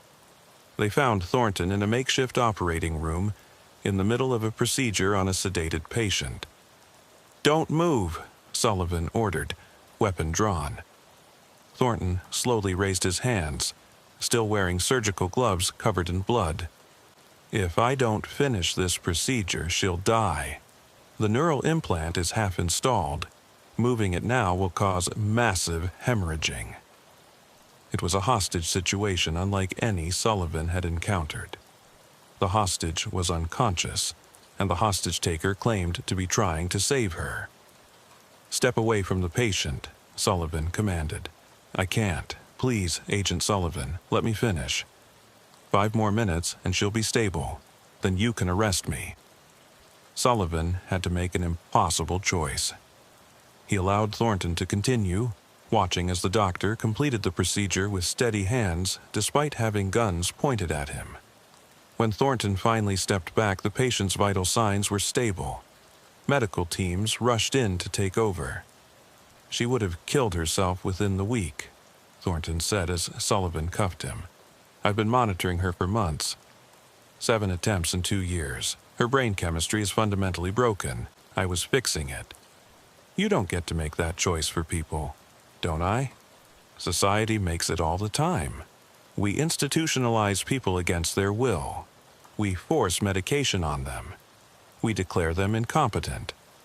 I'm just taking it one step further." At the warehouse, they found extensive records of Thornton's operations. He had performed procedures on over 200 people in 7 years. The 38th on the FBI's list were just the most recent. Many of his early subjects had been homeless individuals whose disappearances were never reported. But they also found something else: success stories. Videos of people who had undergone Thornton's procedures and apparently thrived. Former addicts who showed no signs of relapse. Schizophrenics who no longer heard voices. Depression sufferers who reported complete remission of symptoms. Sullivan tracked down some of these successes. They were living under new identities Thornton had provided, their past lives erased along with their mental illness.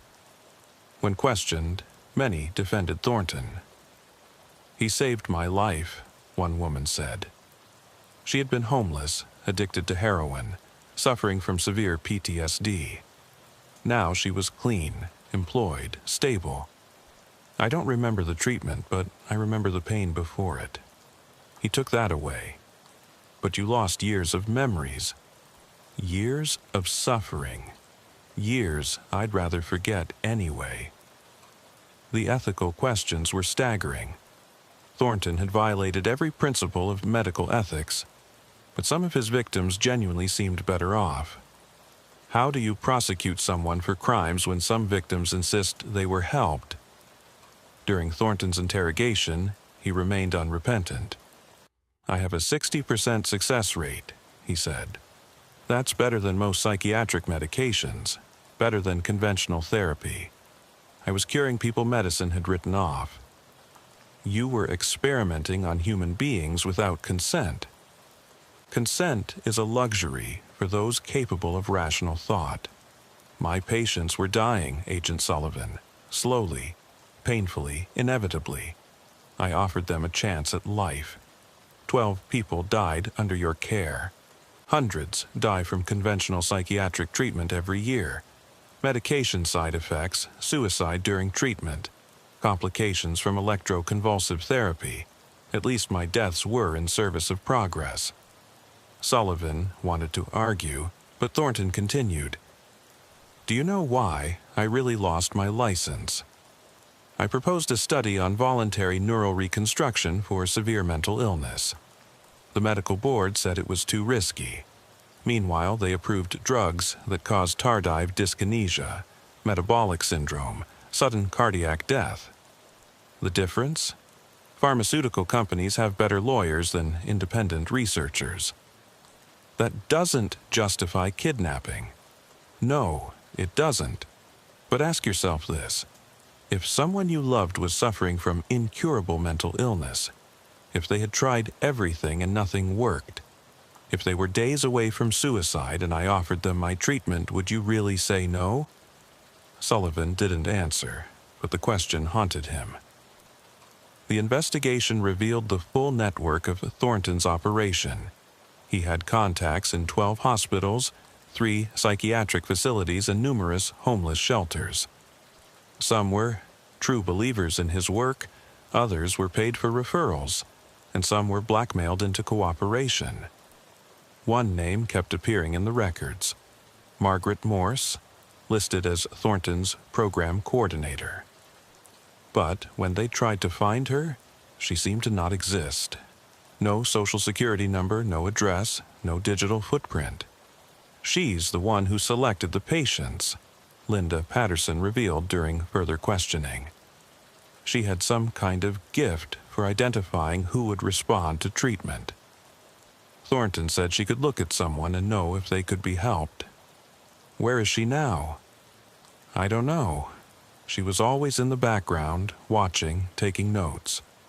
Thornton said she was essential to the program's success. The search for Margaret Morse led nowhere. Like Franklin Voss, she was a ghost in the system.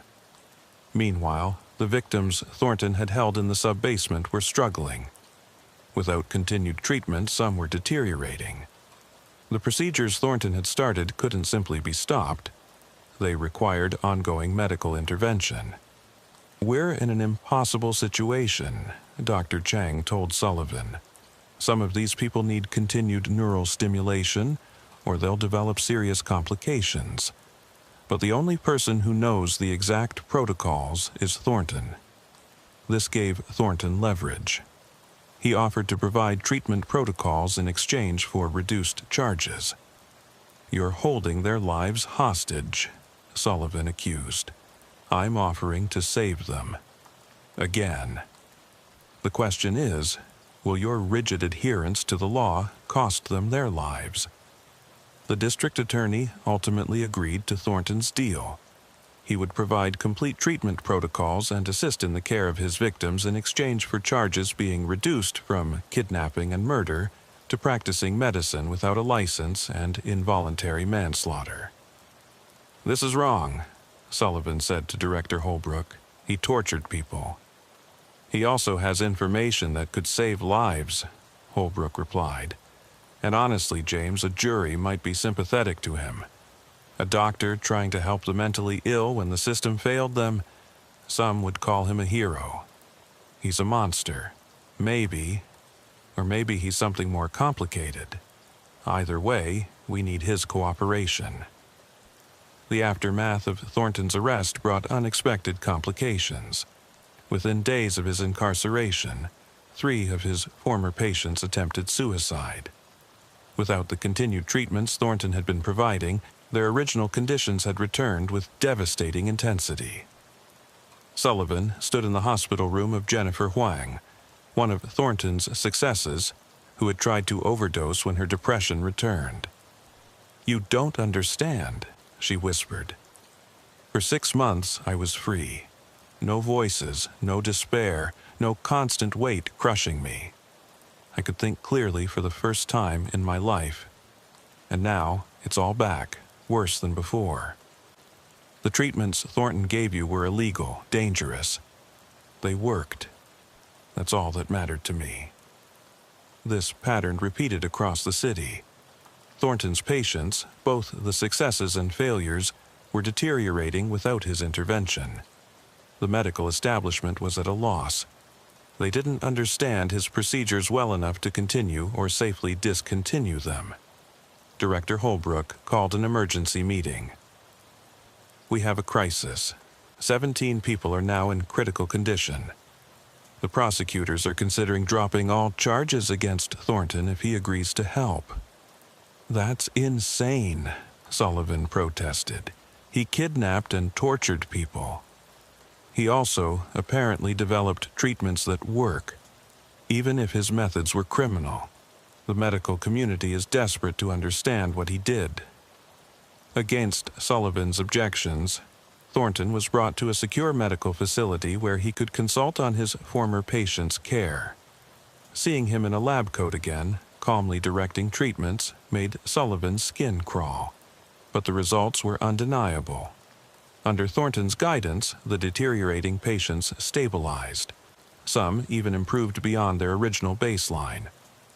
"You see, Agent Sullivan," Thornton said during a break, "this is why I did what I did.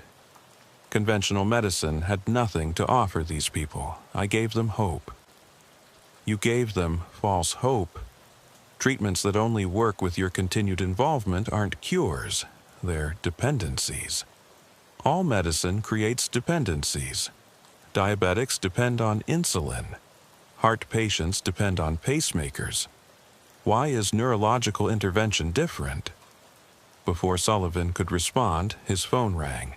It was Agent Petrova. "James, we found something. Remember Margaret Morse? She's real, but not what we expected. She's been a patient at Bellevue's psychiatric ward for 40 years. Sullivan rushed to Bellevue, where he found a woman in her 70s, sitting in a common room, drawing intricate patterns in a notebook. According to her file, Margaret Morse had been institutionalized for schizophrenia since 1983. "Ms. Morse? I'm Agent Sullivan with the FBI." She looked up with surprisingly clear eyes. "I know who you are. Dr. Thornton told me you'd come eventually." "You know Thornton?" "He was my student in a way. I taught him to see what others couldn't." "I don't understand." Margaret smiled. "I have a gift, Agent Sullivan. I can see people's true neural patterns. What's broken, what can be fixed, what can't. The doctors call it schizophrenia, but it's really just a different way of perceiving. Thornton said you selected his patients. I identified who could be helped. Not everyone's brain can handle reconstruction. Some are too rigid, others too fragmented. But I could see who had the potential for change. You were part of his crimes. I was trying to help people like me. Do you know what it's like to be locked in here for 40 years, knowing you could help others but being dismissed as insane?" Margaret showed Sullivan her notebooks. Hundreds of them, filled with detailed observations of neural patterns, predictions of treatment outcomes, insights into consciousness that read like advanced neuroscience despite her having no formal training. "Thornton was the only one who listened," she continued. "He saw that my delusions were actually observations. Together, we could have revolutionized psychiatric treatment. Instead, you helped him kidnap people. We helped him select people who wanted help, even if they couldn't articulate it. Every person Thornton took was on the verge of giving up. We gave them another option."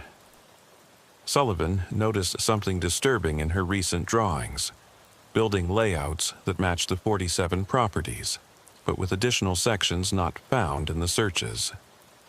There are more facilities, he realized.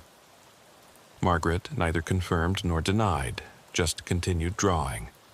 The FBI launched new searches based on Margaret's drawings. They found 3 more underground facilities, these containing not patients but research materials, brain tissue samples, experimental data, videos of procedures that pushed the boundaries of medical ethics. In one facility, they found something that changed the case entirely: records of legitimate pharmaceutical companies that had been secretly funding Thornton's research. Major corporations had been using him to test treatments too risky for official trials. "This is bigger than just Thornton," Petrova told Sullivan. "He was being paid by 3 different drug companies. They wanted his research, but couldn't be associated with his methods." The investigation expanded. Executives at Nexus Pharmaceuticals, Biological Innovations Incorporated, and Cromwell Medical Solutions were brought in for questioning. Each claimed ignorance of Thornton's methods, saying they only funded theoretical research. But the financial records told a different story. Millions of dollars had flowed to Thornton through shell companies, and in return the pharmaceutical companies had received detailed data on neurological interventions that they were now using to develop legal drugs. They used him as a black site researcher, Sullivan explained to Holbrook. He took all the legal risks while they reaped the benefits of his discoveries. One executive, Dr. Patricia Cromwell, eventually broke under interrogation. The FDA approval process takes 15 years and billions of dollars, she said. Thornton could test theories in months that would take us decades to approve. Yes, his methods were unethical, but his discoveries could help millions. At the cost of how many victims? Every medical advancement has casualties. The first heart transplant killed the patient. Early chemotherapy was essentially poison. Progress requires sacrifice. Not unwilling sacrifice. Are you sure they were unwilling? Many of Thornton's patients sought him out after hearing rumors of his successes. They knew the risks. This was partially true. As the investigation continued, they found online forums where people with severe mental illness had shared information about Thornton's program. Some had deliberately made themselves visible to his recruiters, hoping to be selected. One post read, "Traditional treatment has failed me. If the underground doctor is real, I volunteer. Better to risk everything than live like this." Sullivan interviewed one of these voluntary patients, Marcus Rodriguez, who had sought out Thornton's treatment for his severe OCD. "I couldn't leave my apartment for 2 years," Rodriguez explained. "I washed my hands until they bled. Therapy didn't work. Medication made me a zombie. I posted on those forums hoping Thornton would find me. And he did? His people approached me. They were honest about the risks. Said the treatment was experimental, possibly dangerous, definitely illegal. I didn't care. I signed up immediately. What happened? 3 months of procedures I barely remember.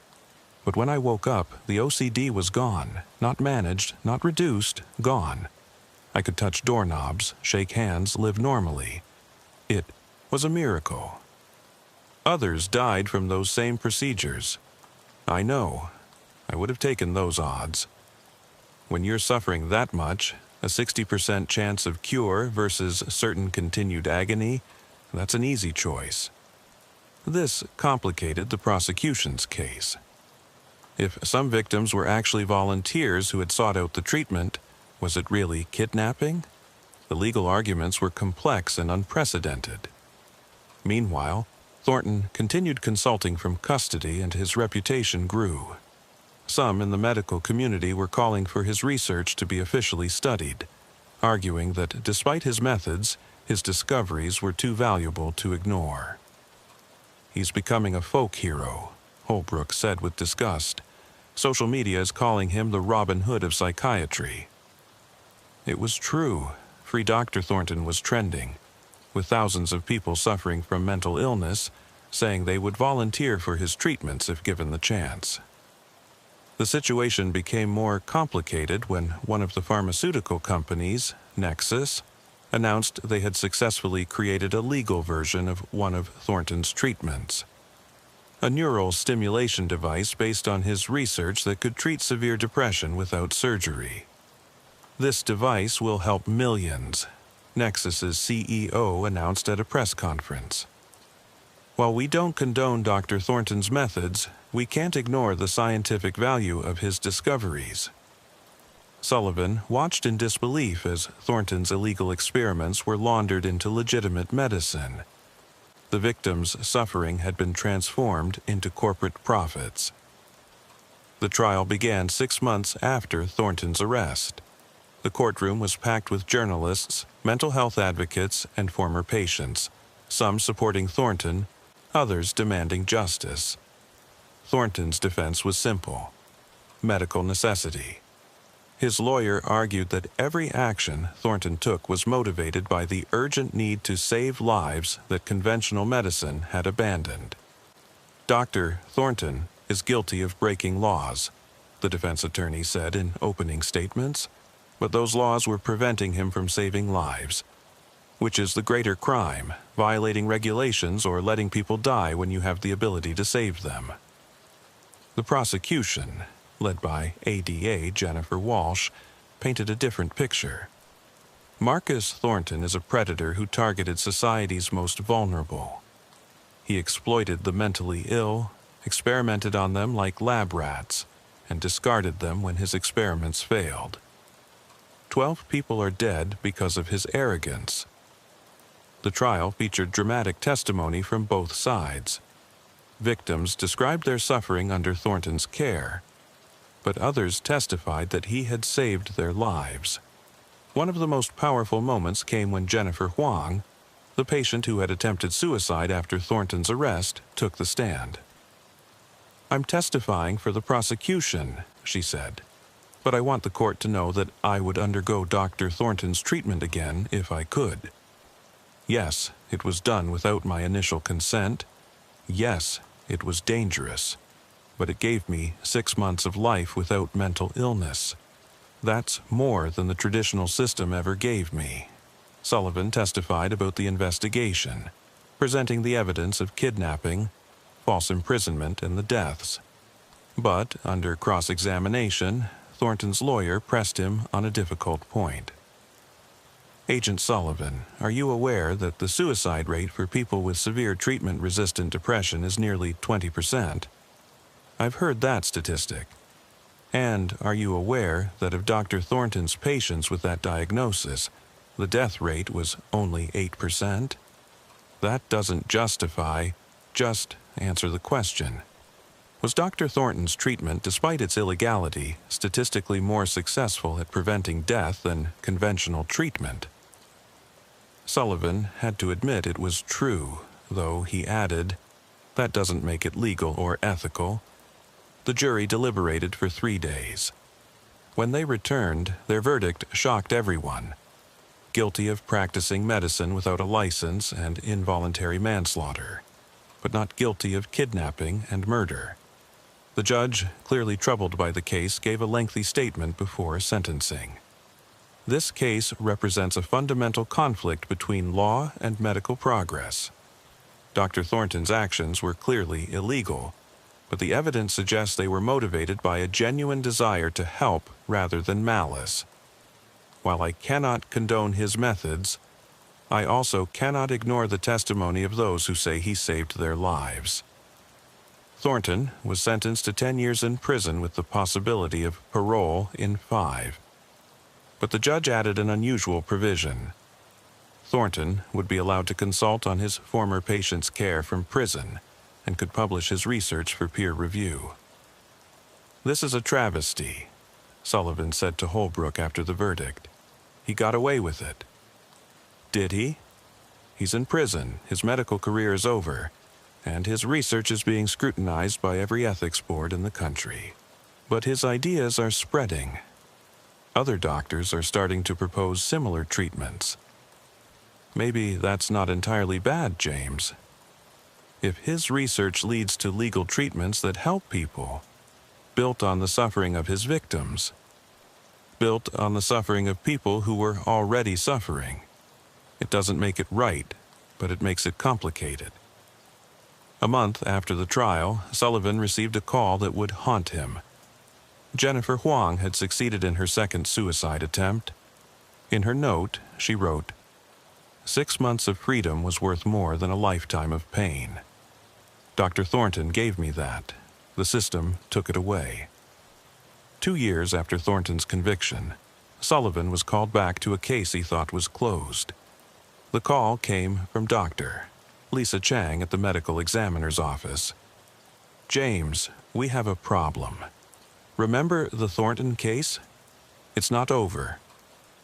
Sullivan arrived at the morgue to find Chang standing over a body. A young man, perhaps 25, with the same surgical scars Sullivan remembered from Thornton's victims. "But Thornton's in prison," Sullivan said. "For 18 months now. This victim shows signs of procedures done within the last 6 weeks. Someone else is continuing his work." The victim was identified as Timothy Brooks, a homeless veteran with severe PTSD who had disappeared 2 months prior. The surgical techniques matched Thornton's exactly, but with improvements, more precise, less invasive. "Whoever did this learned from Thornton's mistakes," Chang observed. "The procedures are more sophisticated." Sullivan immediately visited Thornton in federal prison. The doctor looked older, grayer, but his eyes still held that unsettling certainty. "Someone's copying your work," Sullivan said without preamble. Thornton smiled. "Not copying, continuing, evolving." "Who?" "Agent Sullivan, did you really think I was working alone all those years? I had students, protégés, people who believed in the work." "Give me names." "I could, but what would that accomplish? Arrest one, and another takes their place. The knowledge is out there now. Published in journals, discussed in medical conferences. You can't uninvent an idea." Thornton was right. Since his trial, his research had been studied extensively.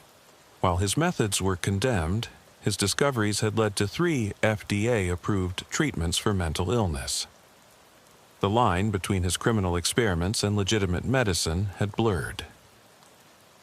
"People are dying," Sullivan said. "People are being saved. Yes, some procedures fail, but the success rate is improving. My students learn from each failure." "Your students are criminals." "My students are doctors who refuse to let bureaucracy prevent them from helping people."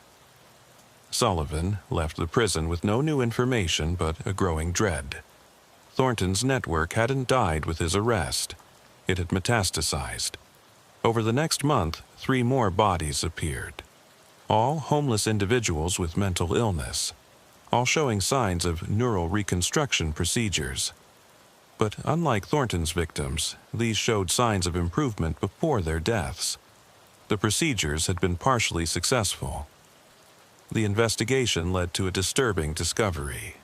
There was an entire underground network of medical professionals continuing Thornton's work.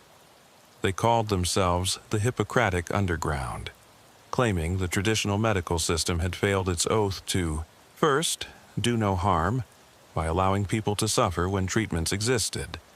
The network operated through encrypted forums, sharing techniques, patient data, and locations of secret treatment facilities. They had learned from Thornton's mistakes. They were more careful about patient selection, more conservative with procedures, and most importantly, they had established a system of aftercare to prevent the deterioration that had plagued Thornton's patients. Sullivan's team identified several members of the network, but arresting them proved nearly impossible. They operated across state lines, used false identities, and had the support of a growing movement of desperate patients and their families. One doctor they did catch was Dr. Catherine Morris, a former Johns Hopkins neurosurgeon who had lost her license for refusing to stop experimental treatments.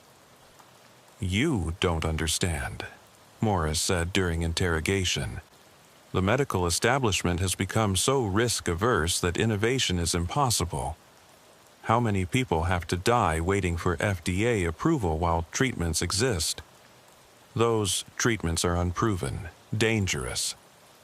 Everything is dangerous until it's proven. The first vaccines killed people. The first antibiotics caused fatal reactions. But we learned, improved, saved millions. That's what we're doing. You're experimenting on people. We're offering options to people who have none. Every patient consents knowing the risks. Consent obtained from desperate people isn't real consent.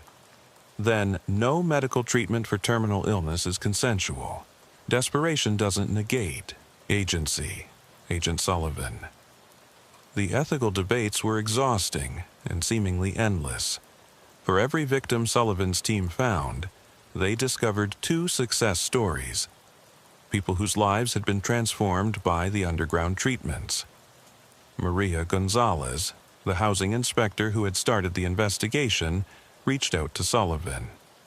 "I've been following the case," she said over coffee. "The 47 buildings, they're being sold. To whom? Different buyers, but I track the funding. It's coming from a trust called the Thornton Foundation." Sullivan's blood chilled. That's impossible. His assets were frozen. Not his supporters. They're raising money, buying the properties, planning to turn them into legitimate treatment centers. We have to stop them. On what grounds? If they get proper licenses, hire legitimate doctors, follow regulations, they'll be legal. Sullivan realized the truth. Thornton had lost his freedom, but his ideas had won. The underground network was surfacing, legitimizing itself, transforming from criminal enterprise to medical movement. 6 months later, the first Thornton Foundation clinic opened in Brooklyn. It operated legally, offering experimental treatments for treatment-resistant mental illness. The treatments were based on Thornton's research, but modified to meet ethical standards. Patients underwent extensive screening, gave informed consent, and were closely monitored. The success rate was lower than Thornton's claimed 60%, but still impressive. People who had exhausted all other options found relief. The waiting list grew to thousands within months. Sullivan watched from outside the clinic on opening day. Protesters held signs both supporting and condemning the facility. Former patients of Thornton spoke to media, some calling him a monster, others a savior. Director Holbrook joined him. Strange how things turn out. "He won," Sullivan said bitterly. "Thornton's in prison, but his vision is becoming reality. Or maybe the truth is more complex. His methods were wrong, criminal. But perhaps his insights weren't entirely without merit. 12 people died, and hundreds are alive because of treatments developed from his research.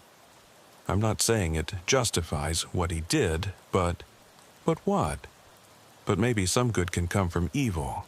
Maybe that's the best we can hope for." Sullivan's phone rang. It was Thornton calling from prison. "Congratulations, Agent Sullivan." Thornton's voice was smug. "You've witnessed the birth of a new era in psychiatry. You're still in prison. My body is, but my ideas, they're free, growing, evolving. In 10 years, what I did will be standard practice, refined and regulated, but essentially the same. It will never be the same. The legal treatments have oversight, ethics, accountability. Details, the core principle that we must take risks to advance medicine, that's what matters." I forced the conversation, made people confront the reality that our fear of liability was killing more people than bold action ever could. "You're trying to rewrite history, make yourself a hero. History will decide what I am. But tell me, Agent Sullivan, if someone you loved was suffering, and the Thornton Foundation could help them, would you really say no?" Sullivan hung up without answering, but the question lingered. A year later, Sullivan was called to a scene that brought the case full circle. Margaret Morse, the psychiatric patient who had helped Thornton select his victims, had been found dead in her room at Bellevue. Natural causes, the medical examiner said. She was 78, her body finally giving out. But she'd left something behind.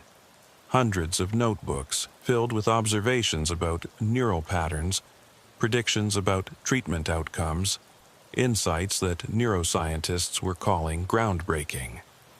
She wasn't delusional, Dr. Chang told Sullivan. Her observations about brain function, they're being confirmed by modern imaging. she really could see things others couldn't. She was still complicit in kidnapping and murder. She was, but she was also a genius whose mental illness prevented her from being recognized. It makes you wonder how many other insights we've dismissed as madness.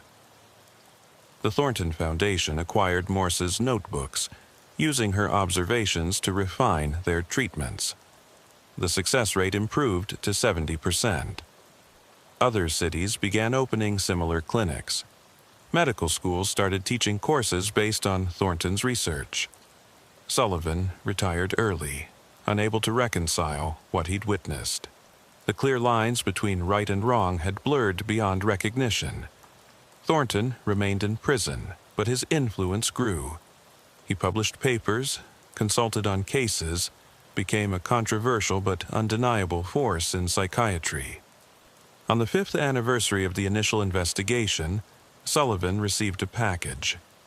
Inside was a report from the Thornton Foundation. They had treated over 10,000 patients. 7,000 had shown significant improvement. 2,500 had shown moderate improvement. 400 had shown no change. 100 had died from complications. A note was attached. Agent Sullivan, the numbers speak for themselves. 90% helped, 1% lost. What other medical intervention can claim such success with such desperate cases? History will vindicate me. MT. Sullivan burned the report, but he couldn't burn the knowledge. Thornton had been a criminal, a kidnapper, a killer. But he had also been right about one thing. The system had been failing people, and his crimes had forced it to change. The 47 buildings stood as monuments to this complicated truth. Once sites of illegal experiments and suffering, they were now legitimate treatment centers offering hope to thousands. The empty properties had been filled with purpose, but at what cost? Sullivan stood outside Building 31, now the flagship Thornton Foundation facility. A plaque by the door read, "In memory of those who suffered, so others might heal." It didn't mention Thornton by name, but everyone knew. A woman approached him, Jennifer Huang's sister. "Agent Sullivan, I wanted to thank you." For what? For catching Thornton, for stopping him. But also the treatments that came from his research. They saved my other sister. She was going down the same path as Jennifer, but the Foundation's treatment worked. She's alive because of what happened here. Your sister, Jennifer, died because of what happened here. I know. That's what makes it so hard. The evil and the good are so intertwined, I don't know how to feel. Grateful? Angry? Both? Both, Sullivan said. Definitely both. As the woman walked away, Sullivan took one last look at the building. The FBI had closed the case, justice had been served, and yet nothing felt resolved. The empty properties were full now, but the moral emptiness left by the case would never be filled. Thornton had been wrong to kidnap and experiment on people. But he had been right that desperate people deserved desperate measures. The system had changed, lives had been saved, but at the cost of principles that should never have been compromised. Sullivan walked away, knowing he would never return. The case was closed, but its questions would remain open forever. In the end, Marcus Thornton had achieved exactly what he'd wanted. Not freedom for himself, but freedom for his ideas. And perhaps that was the most disturbing truth of all. The antique shop sat on a quiet corner of Greenwich Village, squeezed between a trendy coffee shop and a used bookstore. Memento Mori Antiquities read the faded gold lettering on the window. To most passers-by, it was just another dusty relic of old New York, the kind of place that somehow survived despite never seeming to have customers. Special Agent Diana Foster first noticed the shop not because of what it was, but because of who went there. It started with a routine surveillance operation. Foster had been tracking Anthony Valdez, a mid-level drug distributor, through Lower Manhattan. But instead of meeting his supplier in some warehouse or nightclub, Valdez had walked into Memento Mori and stayed for exactly 47 minutes. When he emerged, he carried no package, no bag, nothing to suggest a transaction. But his demeanor had changed. The nervous energy that characterized him was gone, replaced by an eerie calm. More importantly, the tracking device in his phone showed he'd made a large cryptocurrency transfer while inside. Foster might have dismissed it as coincidence, if not for what happened over the next 3 weeks. 7 more criminals from her watch list visited the shop. Different crimes, fraud, human trafficking, arms dealing, but all entered empty-handed and left the same way. All stayed for exactly 47 minutes. All made significant financial transactions during their visits. "You're overthinking this," her partner, Agent Robert Keyes, said when she presented her findings. "It's probably just a front for money laundering." But Foster's instincts, honed over 12 years with the FBI, told her differently.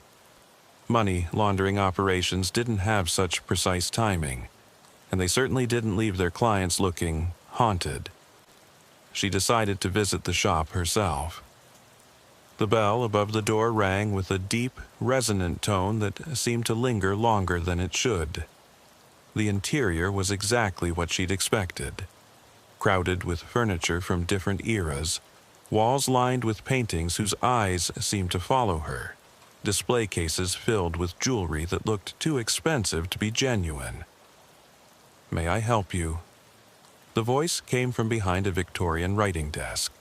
The man who stood was tall, perhaps 60, with silver hair and the kind of refined features that belonged in a university faculty photo. He wore a perfectly tailored charcoal suit that looked decades old, but impeccably maintained. "Just browsing," Foster said, affecting the casual tone of a tourist. "Of course. I'm Edmund Thorne, the proprietor. Please, take your time. Every piece here has a story, and stories are meant to be discovered, not rushed." Foster moved through the shop, noting the lack of price tags, the absence of any modern technology. No computer, no credit card reader, not even a cash register she could see. But what struck her most were the items themselves. They weren't just old, they were specific. Personal. A pocket watch with an inscription in German dated 1943. A child's music box that played a melody she didn't recognize. A leather-bound ledger filled with names and dates in spidery handwriting. A collection of photographs from what appeared to be crime scenes from the early 1900s. "That particular piece has an interesting provenance," Thorne said, appearing silently beside her as she examined the photographs. They belonged to a New York detective who worked some of the city's most notorious cases. He documented everything, perhaps obsessively so. "These look like murder scenes," Foster observed. "Indeed they are." The detective believed in studying the patterns of violence, understanding what drove people to their darkest acts. He kept meticulous records, hoping to predict and prevent future crimes. "And you sell these?" "I don't sell anything, Agent Foster. I facilitate connections between items and their rightful owners." Foster's blood chilled. She hadn't identified herself as an agent. "How did you?" "Your posture, your systematic examination of the shop, the way you catalog everything mentally rather than touching. Law enforcement, federal, given your confidence in entering alone. FBI, most likely, given recent interest in my establishment." Foster's hand moved instinctively toward her concealed weapon.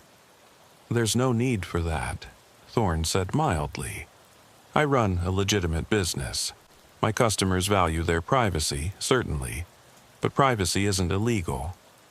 "Your customers include known criminals." "My customers include collectors. What they collect outside my shop is their business. What they acquire here is perfectly legal. What exactly do they acquire? I noticed Mr. Valdez left empty-handed. Thorne smiled. Did he? Or did he leave with exactly what he came for? Not all transactions involve physical objects, Agent Foster. Sometimes people come seeking information, provenance verification, appraisals of items they already own. For exactly 47 minutes. I offer a specific service that requires a specific amount of time. Think of it as a consultation. What kind of consultation? The kind that helps people understand the true value of what they possess. Please, let me show you. Against her better judgment, Foster followed Thorne to a door marked Private at the back of the shop. It opened onto a narrow staircase leading down. The walls were lined with photographs, hundreds of them, all black and white, all showing people at what appeared to be auctions or estate sales. My previous clients, Thorne explained. Each one came to me with something they believed was valuable. I helped them understand its true worth. The basement was unlike the shop above. It was modern, clinical almost, with stark white walls and bright LED lighting. In the center sat two chairs facing each other, and between them a small table. Along the walls were filing cabinets, each labeled with years dating back to the 1970s. Please, sit, Thorne said, taking one chair. Foster remained standing. What is this? A consultation room. People bring me objects, inherited items, purchased pieces, found things. I tell them their history, their real history, not the stories sellers spin or families pass down. You're saying you're what, a historian? I'm saying I have access to records that most people don't know exist. Police files, insurance documents, estate records, genealogical databases. I've spent 40 years building a network of information about objects that have passed through New York's underground economy. Foster noticed a computer terminal in the corner, multiple monitors displaying what looked like database interfaces. Mr. Valdez, Foster said.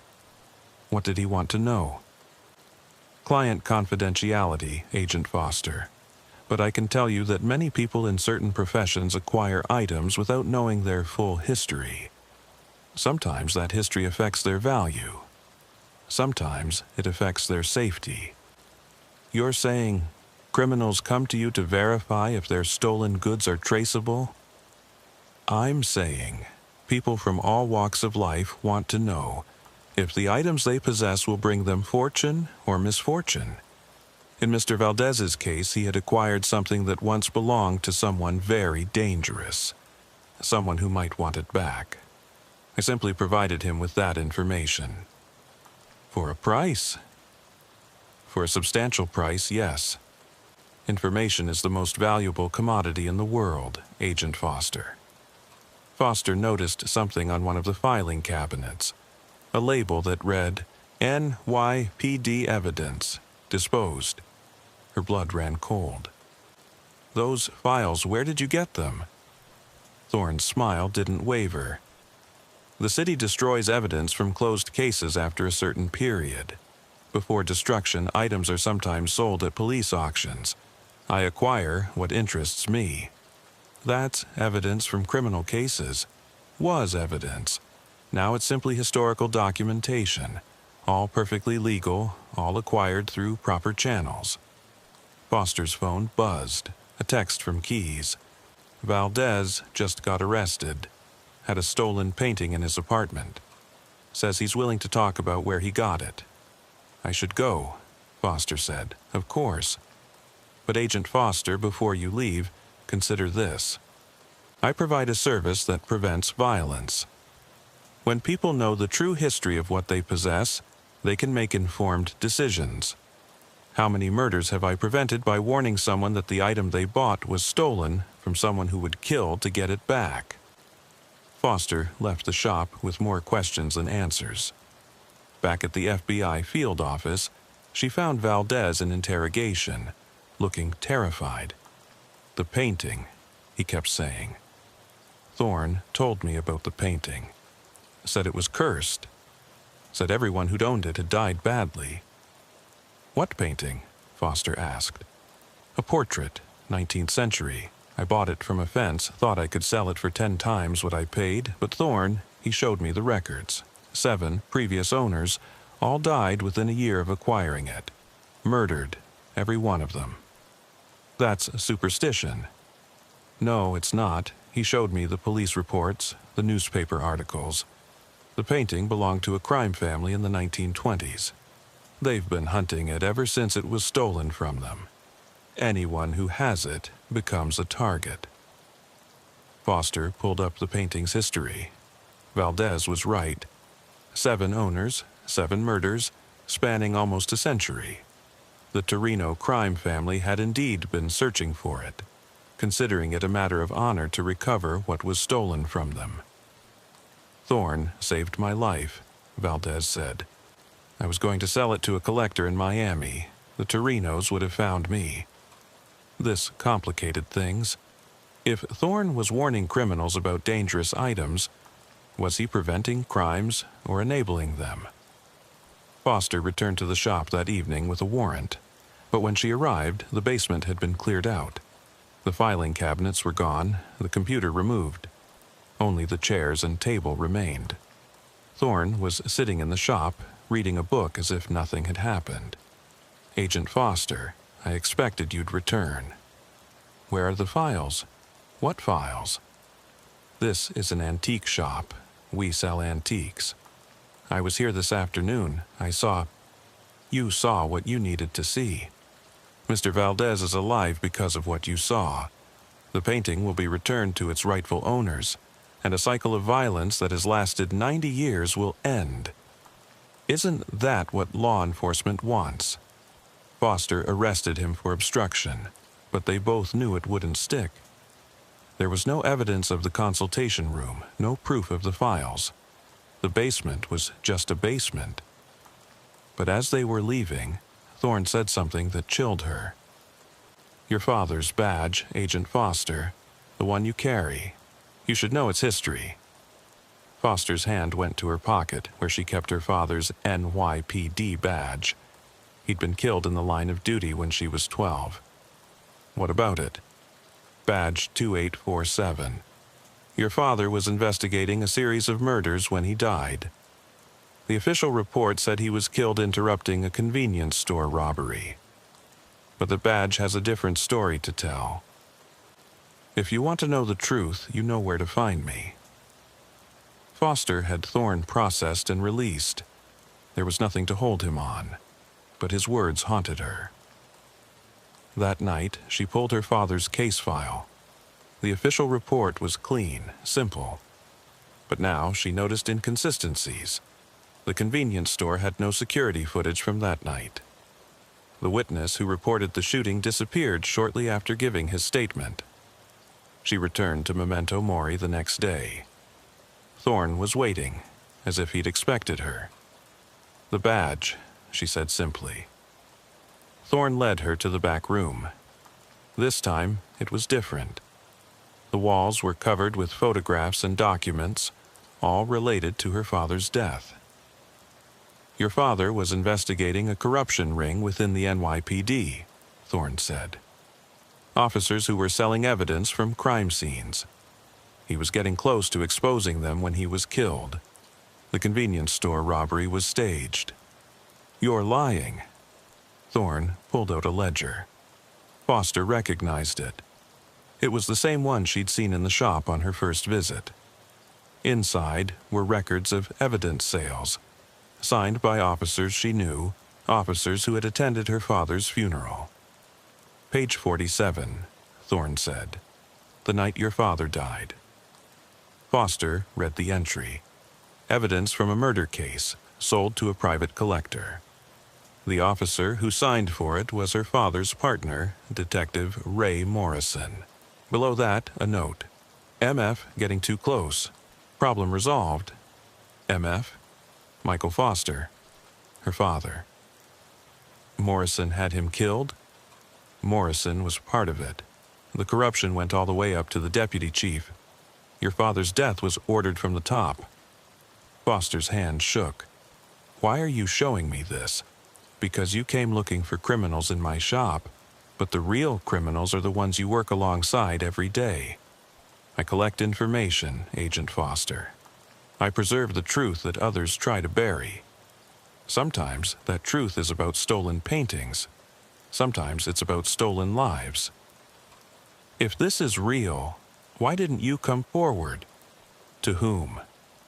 The police who killed your father? The FBI who turned a blind eye? I've learned that information is more powerful when it reaches the right person at the right time. You're the right person. This is the right time.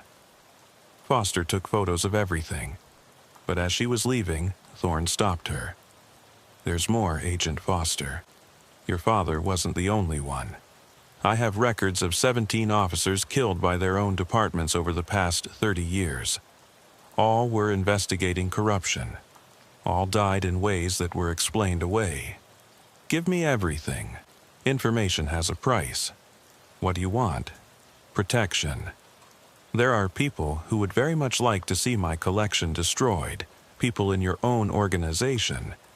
I need someone on the inside who values truth over politics. Foster made a decision that would change everything. Deal.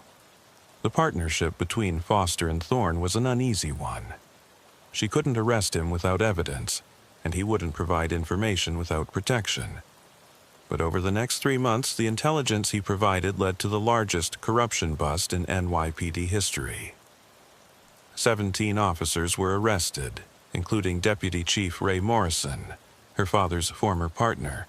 The evidence was overwhelming. Financial records, documented evidence sales, even recordings Thorne had somehow obtained of officers discussing their crimes. Morrison broke during interrogation, admitting to ordering Michael Foster's death. Your father was a Boy Scout, Morrison told Foster during the interrogation. Wouldn't take bribes, wouldn't look the other way. He was going to destroy everything we'd built. We gave him chances to join us, but he refused. So, you had him murdered? We had him silenced. It was business, nothing personal. Foster wanted to attack him, but she maintained her composure. Who else was involved? You want names? Fine, but understand this goes beyond just the NYPD. We were selling to collectors, private investigators, even other law enforcement agencies. The FBI has buyers too, Agent Foster. Your own house isn't clean. This revelation led to an internal FBI investigation that uncovered 3 agents who had been purchasing illegal evidence. The scandal rocked both agencies, but Foster had become untouchable, the agent who exposed corruption in 2 of America's most powerful law enforcement organizations. But her relationship with Thorne remained complicated. She knew he was more than just an information broker. The 47-minute consultations continued, and criminals kept visiting his shop. One night, Foster decided to surveil the shop herself. She watched as Marcus King, a high-end art thief, entered at exactly 9 p.m. Through the window, she could see them in the consultation room. Thorne showed King something on his computer, then pulled out what looked like old photographs. King left looking shaken, and Foster followed him. He went straight to a storage unit in Queens, emerged with a wrapped painting, and drove to the Metropolitan Museum of Art. He left the painting at the security desk with a note and fled. The next morning, the news reported that a Vermeer painting, stolen from the Met in 1987, had been mysteriously returned. Foster confronted Thorne. You're running some kind of recovery operation, convincing thieves to return stolen items. I'm providing information that leads to informed decisions, Thorne replied.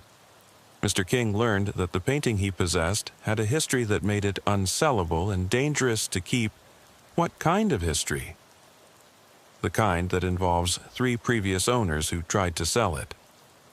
All 3 were murdered by competitors who wanted the painting for themselves. Mr. King wisely decided that returning it anonymously was preferable to becoming the fourth casualty. You're manipulating them with fear. I'm educating them with facts. Every item that passes through the black market has a history. Some histories are bloodier than others. Would you prefer these items remain in criminal hands? Foster had to admit he had a point. In the 6 months since she'd discovered the shop, Thorne's consultations had led to the recovery of dozens of stolen items worth millions of dollars. The criminals who returned them were never prosecuted. There was no evidence linking them to the returned items. But then, something changed. A new client started visiting the shop. Someone Foster didn't recognize from any criminal database. She was young, maybe 25, with an Eastern European accent. She visited every Tuesday at exactly 7 p.m., staying for the requisite 47 minutes. Foster ran facial recognition and got nothing. The woman was a ghost, but her license plate traced back to a diplomatic vehicle registered to the Russian consulate. "What's a Russian diplomat doing in Thorne's shop?" Keyes asked when Foster briefed him. "That's what I'm trying to figure out." Foster intercepted the woman after her next visit. "FBI, I need to ask you some questions." The woman smiled. "I have diplomatic immunity, Agent Foster, but I'll answer your questions as a courtesy. My name is Natasha Volkov. I'm a cultural attaché with the Russian Federation. What's your business with Edmund Thorne?" "Mr. Thorne is helping us recover items that were stolen from Russian museums during the chaos of the 1990s. Many pieces ended up in New York's black market. He has connections and knowledge that help us locate our cultural heritage." "You're saying the Russian government is officially working with him?" "Unofficially. Officially, we know nothing about Mr. Thorne. But several important pieces have been anonymously returned to our museums recently. We're very grateful to whoever is responsible." This opened up a whole new dimension to Thorne's operation. He wasn't just handling local criminals. He was operating internationally, facilitating the return of stolen cultural artifacts. Foster decided to confront him directly. "The Russians, Thorne. You're working with foreign governments now?" "I work with anyone who wants to correct historical injustices," Thorne replied calmly. "Items stolen during wars, artifacts looted from museums, paintings taken from Jewish families during the Holocaust. These things surface in New York constantly. I simply facilitate their return to rightful owners, without any legal process. The legal process takes decades and often fails. My way is faster and more effective, and profitable. Information has value. I never claimed to be altruistic."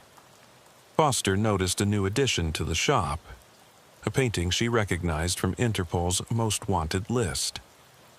The landscape with windmills, stolen from the Rijksmuseum in Amsterdam in 2002. Allegedly stolen. It's here on consignment from a private collector who inherited it from his father. He had no idea it was stolen until I informed him. Now he wants to do the right thing, but he's afraid of prosecution. "So, you're facilitating its return." "I'm facilitating a conversation between the current possessor and the museum. If they can come to an understanding, the painting goes home. If not, it remains in legal limbo. This is still trafficking in stolen goods." "Is it?" "I never take possession. I simply provide information and introduction services. The painting's owner is free to do whatever he wishes with his property." The legal gray area was maddening. Thorne never technically broke the law, but he was clearly profiting from criminal activity. Yet his actions were leading to positive outcomes. Stolen items returned, violent crimes prevented, corruption exposed. Foster's investigation took another turn when she discovered Thorne's past. His real name was Edmund Thornbury, and he'd been a curator at the Museum of Modern Art in the 1970s. He'd been fired for refusing to authenticate a forgery that the museum's board wanted to acquire. The forger had connections to organized crime, and Thornberry had received death threats for his refusal to cooperate. He'd disappeared for 5 years, then re-emerged as Edmund Thorne, antique dealer and information broker. The shop had been operating since 1981, making it one of Greenwich Village's longest-running businesses. 40 years, Foster said to him during one of their meetings. 40 years of facilitating criminal transactions. 40 years of preventing violence and returning stolen property, Thorne countered. How many murders have I prevented by warning criminals about the dangerous provenance of their stolen goods? How many artifacts have been returned to their rightful owners? The ledger balances in my favor, Agent Foster. You profit from crime. I profit from information. Crime exists with or without me. At least with my involvement, some good comes from it. Their philosophical debates were interrupted by a crisis. 3 of Thorne's recent clients had been murdered within a week of visiting his shop. All had been killed in their homes, execution style, with no witnesses and no evidence. Foster investigated the connection. All 3 had been art thieves who specialized in religious artifacts. All had visited Thorne to inquire about items they'd recently acquired. Someone's hunting your clients, Foster told Thorne. For the first time since she'd met him, Thorne looked genuinely concerned. The collectors, he said quietly. I was afraid this might happen. Who are the collectors? A group that acquires religious artifacts by any means necessary. They believe certain items have a significance beyond their monetary value. They've been dormant for years, but if they're active again. You're saying they're killing thieves to get religious artifacts? I'm saying they're eliminating competition. These 3 thieves all had items the collectors want. Now, those items are missing, and the thieves are dead. How do you know about this group? Thorne pulled out an old photograph. It showed a group of men in suits standing in what looked like Thorne's basement. The photo was dated 1953. The shop has been here longer than I have, Thorne explained. The previous owner left extensive records. The collectors used to meet here, plan their acquisitions. They stopped in the 1960s when their leader died, but it seems they've reorganized. Why didn't you report this? Report what? A defunct organization from the 1950s? I had no idea they were active again until these murders. Foster took the photograph and ran facial recognition on everyone in it.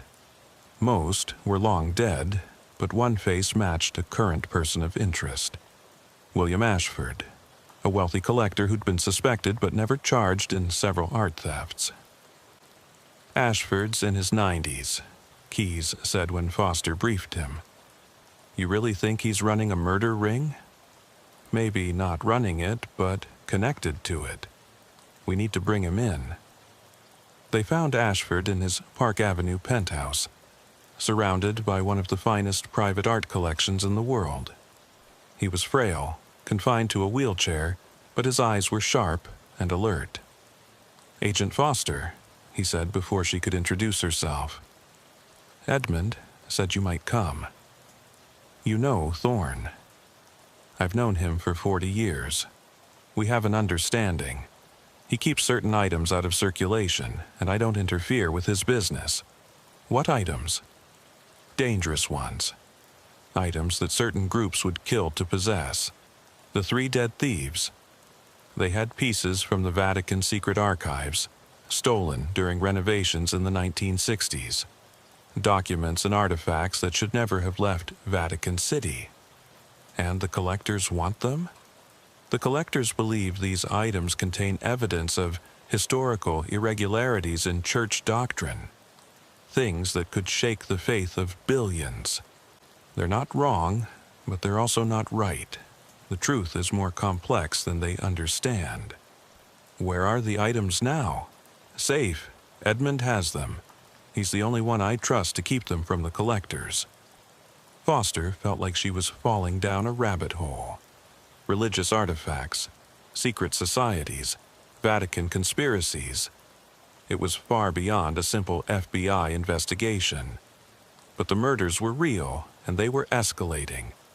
2 more of Thorne's clients were killed the following week. The pattern was clear. Anyone who'd consulted Thorne about religious artifacts was being targeted. Foster set up protection for Thorne, but he refused it. "I can protect myself," he said. "I've been doing it for 40 years. That night, the shop was attacked. 3 armed men broke in, clearly looking for something specific. But Thorne was ready. The shop's security system, which Foster had thought was non-existent, turned out to be highly sophisticated. The moment the men entered, steel shutters dropped over the windows and doors, trapping them inside. Gas began filling the shop. Not lethal, but incapacitating. Within minutes, all 3 attackers were unconscious. Foster arrived to find Thorne calmly sitting at his desk, reading, while 3 men lay unconscious on his shop floor. "You have a gas system in your shop?" "I have many security measures, Agent Foster. When you deal with dangerous people and dangerous items, preparation is essential." The 3 men were arrested and quickly identified as members of a radical religious group called the True Faith Brotherhood. Under interrogation, they revealed they'd been hired to retrieve holy relics from Thorne's shop. "Who hired you?" Foster demanded. "God's servant," one replied. "He speaks with divine authority. He told us the relics were being hidden by a servant of Satan." "Name? I need a name." "Father Benedict. He runs a church in Brooklyn. He's been collecting holy relics for years, preparing for the final judgment." Foster and a tactical team raided the church that night. They found Father Benedict in a hidden room beneath the altar, surrounded by hundreds of stolen religious artifacts. The walls were covered with photographs of Thorne's clients, the dead ones marked with red X's. Benedict was actually Benjamin Torino, a former mob enforcer who'd found religion in prison and emerged convinced he was on a divine mission to collect sacred artifacts. "These items belong to God," he ranted as he was arrested. "Those who traffic in them are committing blasphemy. They deserve death." "You're a serial killer hiding behind religion," Foster told him. "I'm a soldier of Christ. The shopkeeper, Thorne, he's been hiding sacred relics for decades. He must be stopped." The evidence in Benedict's church was overwhelming. Plans for more murders, detailed surveillance of Thorne's shop, even a manifesto describing his plan to cleanse the artifact trade of all non-believers. But during the raid, Foster found something else. Records suggesting Benedict wasn't working alone. There were references to a council that had approved his actions, funded his operations. "The real collectors," Thorne said when Foster showed him the evidence. Benedict was just their weapon. The people behind this have been operating for decades, using fanatics like him to do their dirty work. "Who are they?" "Wealthy individuals who believe certain artifacts have power. They're not necessarily religious, but they use religious extremists to acquire what they want." Benedict probably didn't even know he was being manipulated. "We need names, Thorne." "I can give you names, but you'll never prove anything. These people are too smart, too connected. They've been doing this since before you were born." The arrest of Father Benedict, aka Benjamin Torino, should have ended the killings. But 3 days after his incarceration, another of Thorne's clients was murdered. This time, the victim was a prominent museum curator named Dr. Elizabeth Hartley, who had visited the shop to verify the authenticity of a Renaissance painting. Foster found Hartley's body in her Upper East Side apartment. Unlike the previous murders, this one was staged to look like a suicide. But Foster knew better. Hartley had been researching something before her death, and her computer's hard drive had been wiped clean. "Benedict's in solitary confinement," Keyes said. "He couldn't have ordered this hit." "Which means he really was just a weapon," Foster replied. "Someone else is pulling the strings."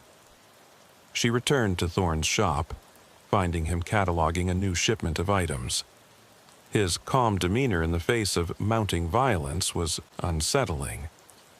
"Dr. Hartley wasn't involved in religious artifacts," Foster said. "Why was she targeted?" Thorne set down the Victorian lamp he'd been examining. "Elizabeth was investigating something far more dangerous than religious relics.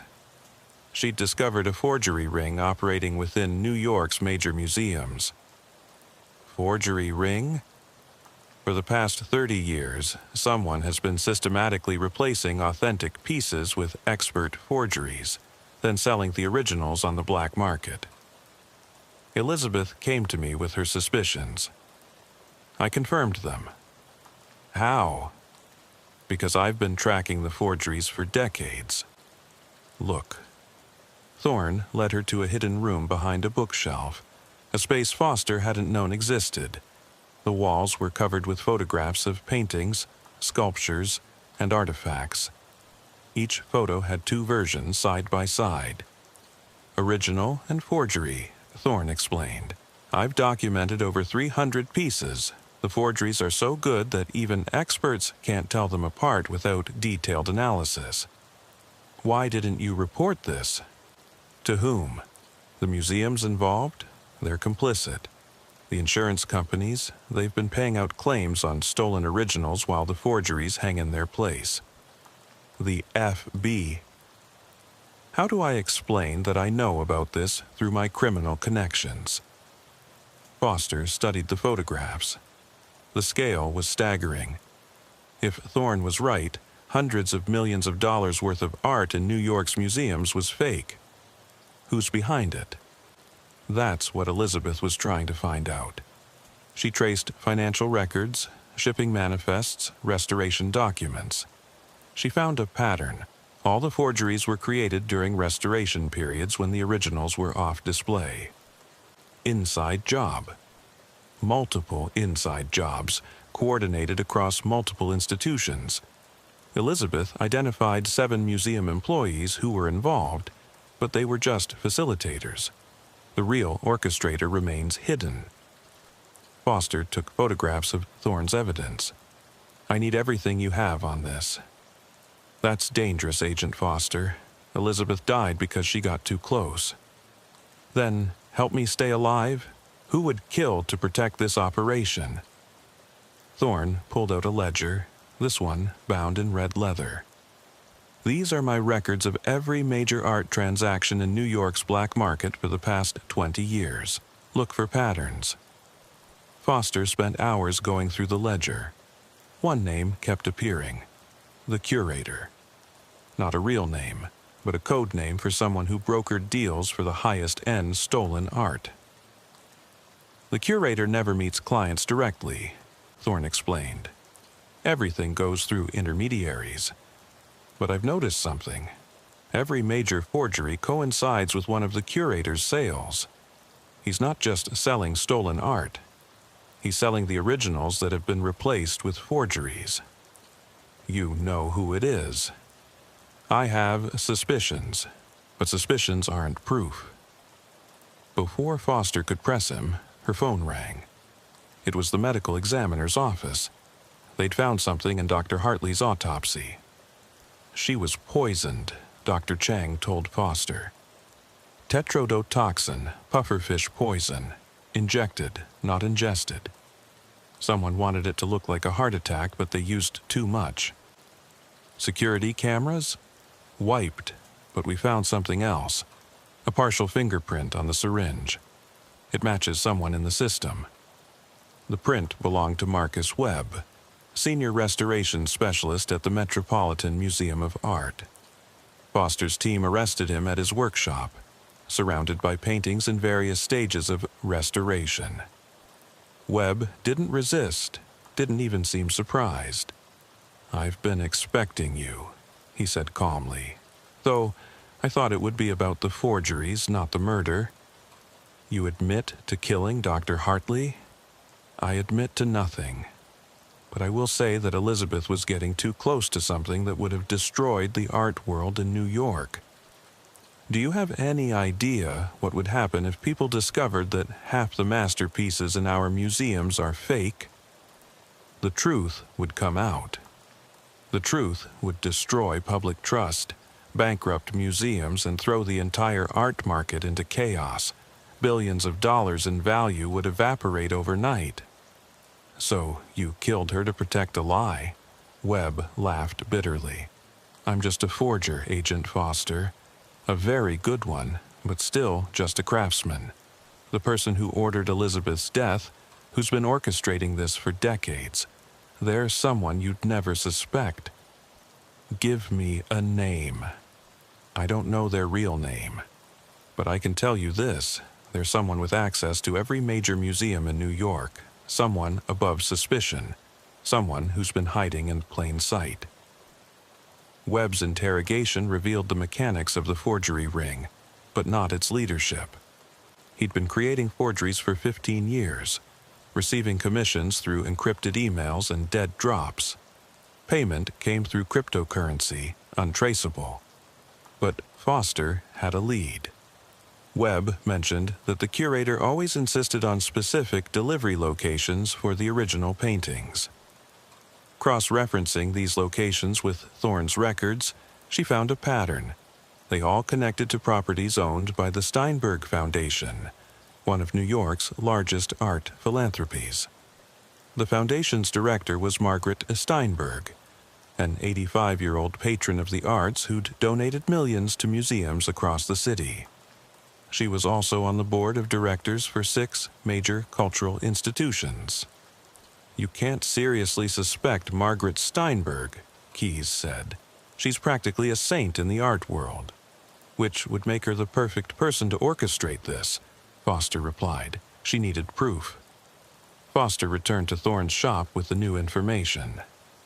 "Margaret Steinberg," she said. "Tell me about her." Thorne's expression was unreadable. "A complicated woman. She's been coming to my shop for 40 years. "She's one of your clients?" "One of my first. She started visiting in 1981, right after I opened. Always interested in provenance and the history of pieces. I thought she was just a conscientious collector. But over the years, I noticed patterns. Items she inquired about would later surface as donations to museums. Except the donated pieces were subtly different from the ones she'd asked about. She was donating forgeries and keeping the originals? That was my suspicion. But Margaret Steinberg has donated over $500 million to the arts. No one would dare question her." Foster's investigation intensified. She discovered that Steinberg had connections to every museum where forgeries had been identified. She was always involved in restoration committees, acquisition boards, authentication processes. But they needed concrete evidence. Foster decided on a risky move. She would go undercover as a black market art dealer, trying to sell a stolen painting to the curator. Thorne provided the perfect bait, a small Monet that had been stolen from a private collection. Actually, a forgery Webb had created that was so good it would fool initial inspections. The plan worked. Foster, using the alias Diana Mitchell, made contact through the dark web. The curator was interested. A meeting was arranged at a warehouse in Brooklyn. Foster wore a wire, had backup stationed nearby. But when she arrived at the warehouse, she found not Margaret Steinberg, but her grandson, David Steinberg, a 35-year-old hedge fund manager who'd recently joined the family foundation. "Ms. Mitchell," David said smoothly, "I understand you have something interesting for us." Foster played her role, showing him the Monet. David examined it with surprising expertise. "Beautiful. My grandmother will be pleased." "Your grandmother? Oh, did you think you were meeting the curator?" No, I just handle acquisitions. My grandmother's the real genius. She's been building the greatest private collection in history, right under everyone's noses. By replacing originals with forgeries, David's smile turned cold. By preserving art for those who truly appreciate it. Museums treat these masterpieces like public property, letting any tourist with a ticket gawk at them. My grandmother believes art should be owned, cherished, protected by those who understand its value.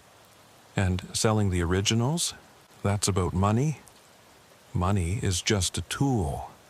We use the profits to acquire more pieces, to expand the collection.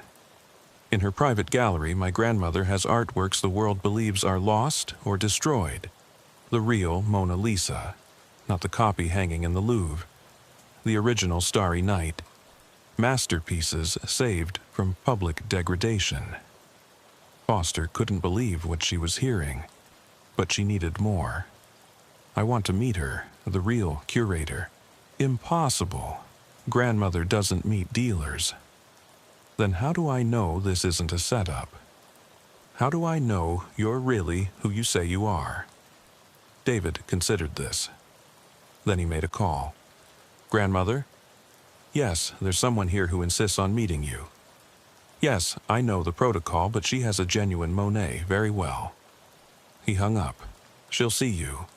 But understand, once you meet my grandmother, you're either part of our organization or you're a problem.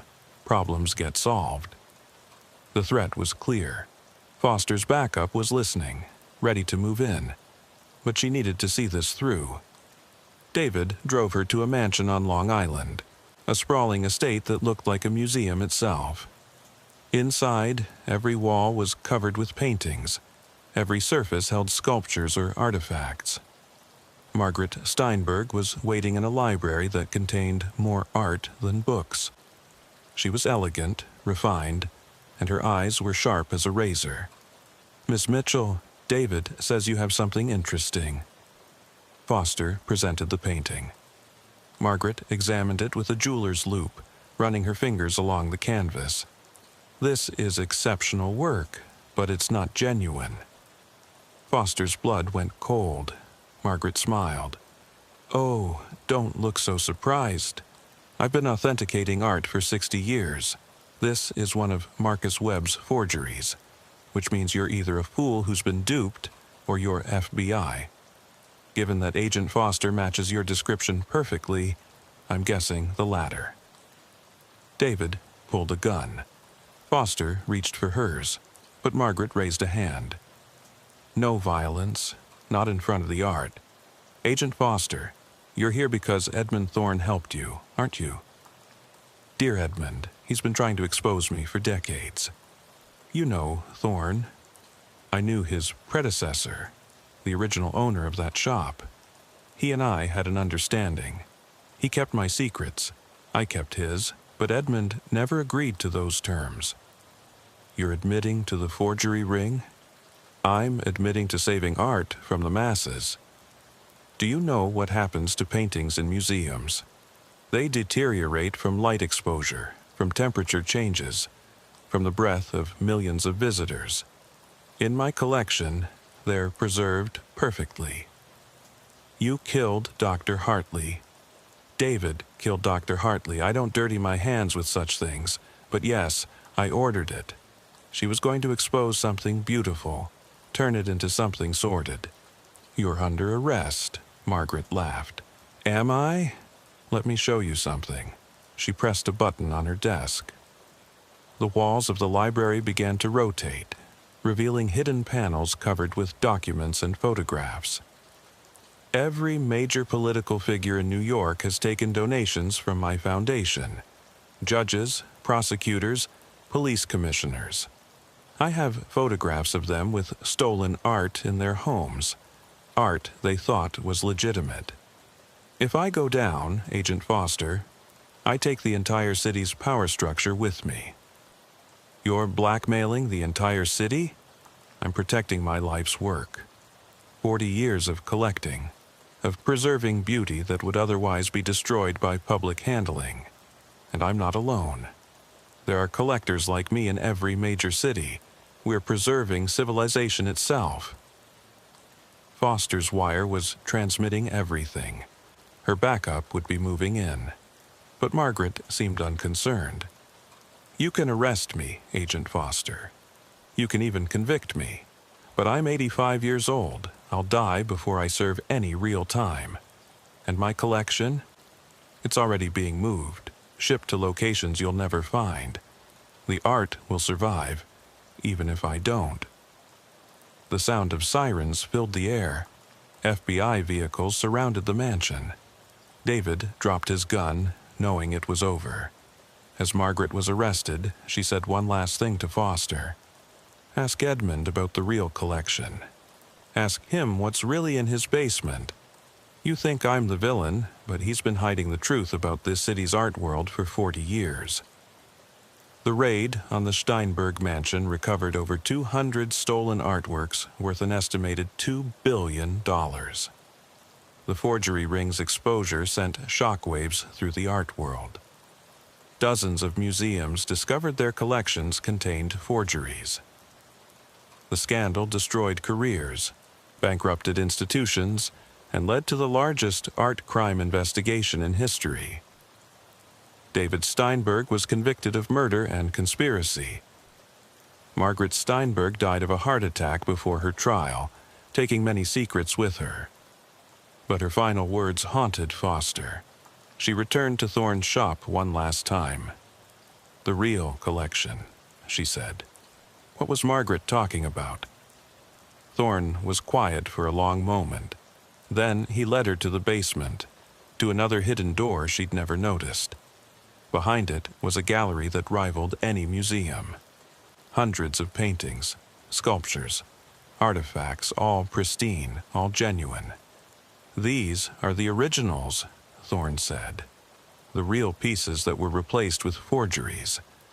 I've been recovering them for 40 years, buying them from criminals who didn't know what they had, trading information for art that was about to be destroyed.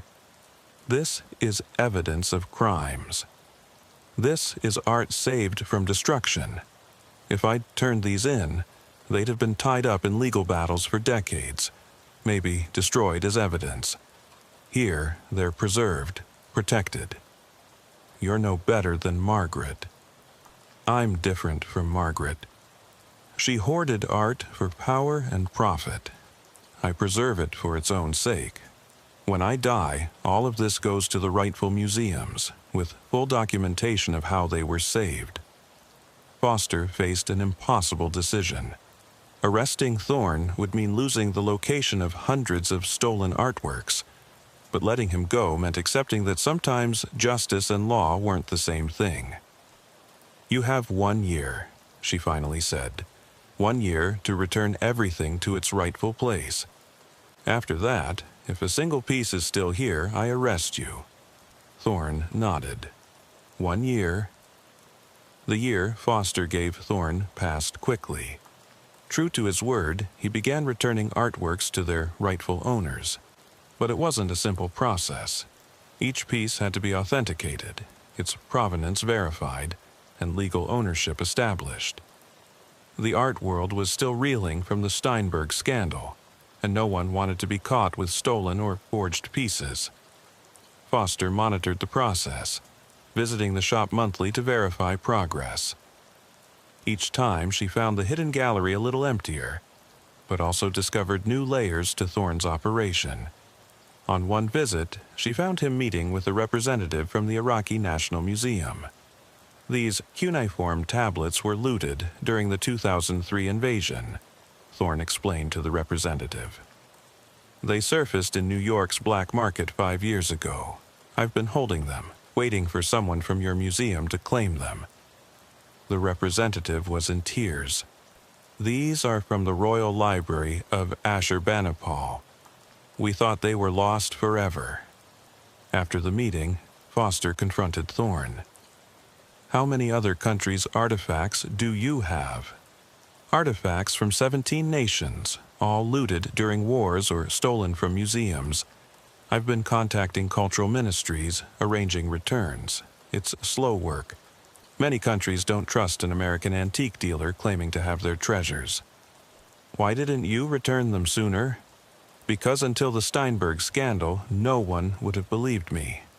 Now, with museums questioning their entire collections, people are willing to listen. 3 months into the year, Foster received an unexpected visitor at FBI headquarters. William Ashford, the elderly collector she'd interviewed during the collector's investigation. "Agent Foster, I'm dying," he said bluntly. "Pancreatic cancer, 3 months, maybe 4. I need to clear my conscience." About what? About Edmund Thorne, about who he really is. Foster leaned forward. "I'm listening." Thorne isn't just one person. It's a position, a role that's been passed down. The current Edmund Thorne is the third. I knew the first 2. That's impossible. The shop's only been open since 1981. The shop, yes, but the role of curator, the real curator, goes back much further. To the 1920s, when wealthy collectors first started organizing to preserve art they believed was at risk. Ashford pulled out a photograph, old and yellowed. It showed a group of men in 1920s attire standing in what was clearly Thorne's basement. The Society of Preservation. They weren't criminals, not at first. They were collectors who believed that war, poverty, and ignorance were destroying the world's cultural heritage. They pooled resources to buy and protect artifacts. What changed? The Depression, World War II. Art became a commodity, then a weapon. Nazis looted Europe's museums. The Allies bombed cultural sites. The Society realized that legal methods weren't enough. They needed someone who could operate in the shadows, someone who could deal with both criminals and legitimate collectors. Edmund Thorne. The first one, yes. Edwin Thornbury, actually. He ran the shop from 1924 to 1965. When he died, his apprentice took over, becoming the second Edmund Thorne. That one lasted until 1981, when the current Thorne took over. So the man I've been dealing with has been playing this role for over 40 years, but he's more than just a curator. He's a keeper of secrets, a broker of truth, a guardian of art that would otherwise be lost. You're part of this society? Ashford nodded weakly. Was. We disbanded officially in 1990, but some of us continued supporting Thorne's work. We funded his operations, provided connections, helped him navigate the legal system. That's conspiracy. Money laundering accessory to what? Saving art, returning stolen goods, exposing corruption? Yes, laws were broken, but look at the results. Thousands of pieces saved, returned, preserved. The Steinberg ring exposed. Your father's killers brought to justice. That stopped Foster cold. You knew about my father? Thorne told us. He'd been gathering evidence about police corruption for years, waiting for the right person to give it to. You were that person. He manipulated me. He guided you to the truth. There's a difference. Ashford left Foster with a box of documents, records of the Society of Preservation, lists of saved artworks, financial records showing how they'd funded Thorne's operations for decades. We weren't criminals, Ashford said as he left. We were preservationists. Sometimes preservation requires working outside the law. Foster spent weeks going through the documents. The scale was staggering. The Society had saved over 10,000 pieces of art from destruction, theft, or loss. They'd operated in war zones, disaster areas, and criminal markets. They'd broken countless laws, but they'd preserved human culture. She confronted Thorne with the evidence. So, you're not even Edmund Thorne. I am now. I have been for 43 years. The man I was before doesn't matter. What was your real name? Robert Chen. I was a curator at the Brooklyn Museum. I was recruited by the second Thorn when I refused to authenticate a forgery. He saw someone who valued truth over convenience. And you gave up your entire identity? I traded it for a more important one.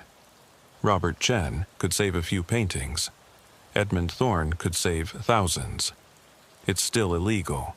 Yes, but legal isn't always right, and illegal isn't always wrong. You know this. Your father knew this. That's why he died, because he chose right over legal. Foster couldn't argue with that. Her father had died trying to expose corruption, working outside official channels because the official channels were compromised. 6 months into the year, a new crisis emerged. The FBI received intelligence that a terrorist group was planning to destroy the Metropolitan Museum of Art. The threat was credible. The group had already destroyed cultural sites in Syria and Iraq. The museum was evacuated, security increased, but the intelligence was vague about the method of attack. That's when Thorne contacted Foster. "I know how they're going to do it," he said, "and I know when." "How could you possibly know that?" "Because they tried to buy explosives through the black market. My contacts alerted me. They're not planning an external attack. They have someone inside. A curator who's been radicalized." "Who?" "Dr. James Morrison. He's been with the Met for 5 years, specializing in Middle Eastern art. He converted to radical Islam 2 years ago, though he's hidden it well." "You have proof?" "I have his communications with the terror group. He's planning to destroy the museum's Islamic art collection, claiming it's blasphemous to display religious artifacts in a secular space." Foster's team arrested Morrison hours before he could execute his plan. They found explosives hidden throughout the Islamic art wing, enough to destroy the entire section and kill hundreds. Morrison confessed immediately, ranting about the sacrilege of displaying holy artifacts for entertainment. He'd been planning the attack for a year, slowly smuggling in explosives hidden in artifact crates. The arrest made Thorne a hero in the intelligence community. His network had prevented a major terrorist attack, but Foster knew it also made him untouchable. How could she arrest someone who just saved hundreds of lives? 9 months into the year, Thorne's hidden gallery was nearly empty. Only a few dozen pieces remained, the ones with the most complex provenance issues. "I need more time," Thorne said. "Some of these pieces have been stolen and resold so many times, finding the rightful owner is nearly impossible." "You have 3 more months. What happens after that, Agent Foster? Do you really arrest me? Destroy the network that saved the Met? That exposed the Steinberg ring? That brought your father's killers to justice? I follow the law. The law that protected your father's killers for 20 years? The law that let Margaret Steinberg operate for 40 years? That law?" Foster had no answer. The year had shown her how complicated Thorne's world was. He was a criminal, but he was also a protector. He broke laws, but he preserved culture. He dealt with thieves and murderers, but he also saved lives and art. 2 weeks before the year ended, Foster received a package at her apartment. Inside was a painting, a small portrait of a young girl, oil on canvas, clearly old. The note attached read, "This belonged to your grandmother. It was stolen from your family's home in Poland in 1942. The Nazis sold it, and it passed through many hands before reaching New York. I've been holding it for 20 years, waiting for the right time to return it. Consider it a reminder that not everything is black and white." E.T. Foster researched the painting. It was indeed her grandmother's, a portrait of her as a child painted by a local artist in Warsaw. Her family had thought it destroyed in the war. She brought the painting to Thorne's shop. "This doesn't change anything," she said. "I didn't expect it to, but I wanted you to understand what I do. I reunite people with their heritage, their history. Sometimes that requires working outside the law. The year is almost up. I know, and as promised, the gallery is nearly empty. The last pieces will be gone within the week. And then Edmund Thorne closes the shop and disappears. It's time. I'm 71 years old. I've been doing this for 43 years. The world has changed. Technology makes it harder to operate in shadows. It's time for Edmund Thorne to become a legend. A story people tell about the antique dealer who knew everyone's secrets. Where will you go? Somewhere quiet. Maybe I'll write a book. Fiction, of course. The true story of Edmund Thorne would be too unbelievable. The last week arrived. Foster visited the shop to find it being packed up. The hidden gallery was empty, the walls bare. Thorne was boxing up the legitimate antiques, preparing to close. Every piece returned, he said, as promised. What about the shop's contents, the regular antiques? Being donated to various museums, except for a few pieces I'm keeping for sentimental reasons. Foster noticed one item set aside, the leather ledger she'd first seen, the one that had contained records of her father's death. That's evidence, she said.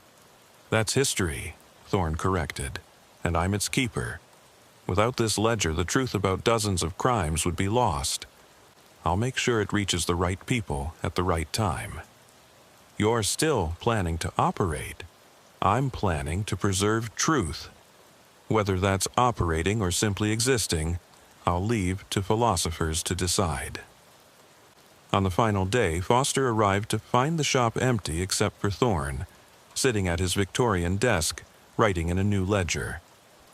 The final entry, he said, the end of Edmund Thorne's story. It's noon, your year is up. And I've kept my promise. Every stolen piece returned, the gallery empty, the criminals exposed or reformed. What more do you want?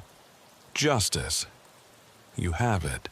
The corrupt cops who killed your father are in prison. The Steinberg forgery ring is destroyed. A terrorist attack was prevented. Thousands of artifacts are back with their rightful owners. If that's not justice, what is? Foster sat across from him, the same positions they'd taken a year ago. You're a criminal. Yes. You've broken dozens of laws, hundreds, actually. You've profited from crime. I've redirected criminal profits toward preservation and justice. I should arrest you. Yes, you should. They sat in silence for a moment. But you won't, Thorne said finally, because you know that sometimes the law and justice aren't the same thing. Your father knew it. That's why he was investigating outside official channels. You know it. That's why you made a deal with me instead of arresting me immediately.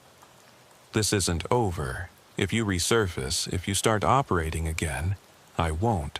Edmund Thorne is done. The shop is closed. The network is being disbanded. The Society of Preservation is truly dead now. Ashford was the last besides me, and he died last month. I'm sorry. Don't be. He died peacefully, knowing his life's work was complete.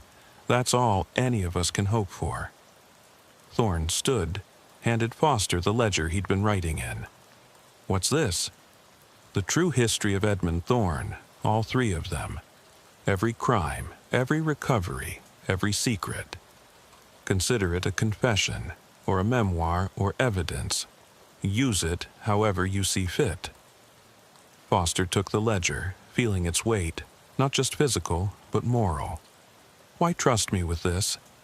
Because you're the only person who understands what Edmund Thorne really was. Not a criminal or a hero, but something in between. Someone who did wrong things for right reasons. Someone who saved beauty through ugly methods. Thorne put on his coat, picked up a single suitcase. Goodbye, Agent Foster. Thank you for the year. It allowed me to finish properly, to close the circle. He walked out of the shop, leaving Foster alone in the empty space. She sat there for a long time, holding the ledger, thinking about everything that had happened. The shop was sold a month later, became a trendy coffee house. The new owners found nothing unusual about the space. The hidden rooms had been sealed, the basement filled in. It was just an empty building with good bones and a long history. Foster kept a ledger in a safe deposit box, along with the painting of her grandmother. She never opened an official case file on Edmund Thorne's final year. As far as the FBI was concerned, he'd disappeared after the Steinberg investigation. But sometimes, late at night, she'd read through the ledger. The stories of art saved, families reunited with their heritage, criminals convinced to abandon their crimes. It was a record of a different kind of justice, one that operated outside the law but served a higher purpose. 5 years later, Foster received a postcard from Florence. The picture showed the Uffizi Gallery. On the back, in handwriting, she recognized, "The gallery here reminds me of our basement, full of beauty that someone saved from destruction. Thank you for understanding. Robert." She burned the postcard, but kept the memory. Edmund Thorne was gone, but his legacy lived on in every piece of art he'd saved, every family reunited with their heritage, every crime he'd helped solve. Foster never found out Robert Chen's new identity or location. She didn't try. Some secrets were worth keeping, some crimes worth forgiving, some criminals worth protecting. The antique shop on the corner of Greenwich Village was gone, but its story lived on in whispers among art dealers, criminals, and FBI agents. The legend of Edmund Thorne, the man who knew everyone's secrets and used them to save beauty from destruction. Foster retired early, haunted by the moral ambiguities of the Thorne case. In her final report, filed only in her personal records, she wrote, "Edmund Thorne was a criminal who prevented greater crimes, a thief who returned stolen goods, a liar who revealed truth. He operated outside the law but served justice. He broke rules but preserved culture. I should have arrested him. I'm glad I didn't." The shop remains a coffee house to this day. But sometimes, people say, if you know where to look, you can still see the outline of the hidden door in the basement wall. And sometimes, very rarely, someone will receive an anonymous package containing a piece of art they thought was lost forever, with a note that simply says, "From the collection of E.T." The legend lives on, a reminder that justice and law aren't always the same thing, that sometimes the greatest criminals are the ones who operate within the system, and that sometimes, just sometimes, a criminal can be a hero.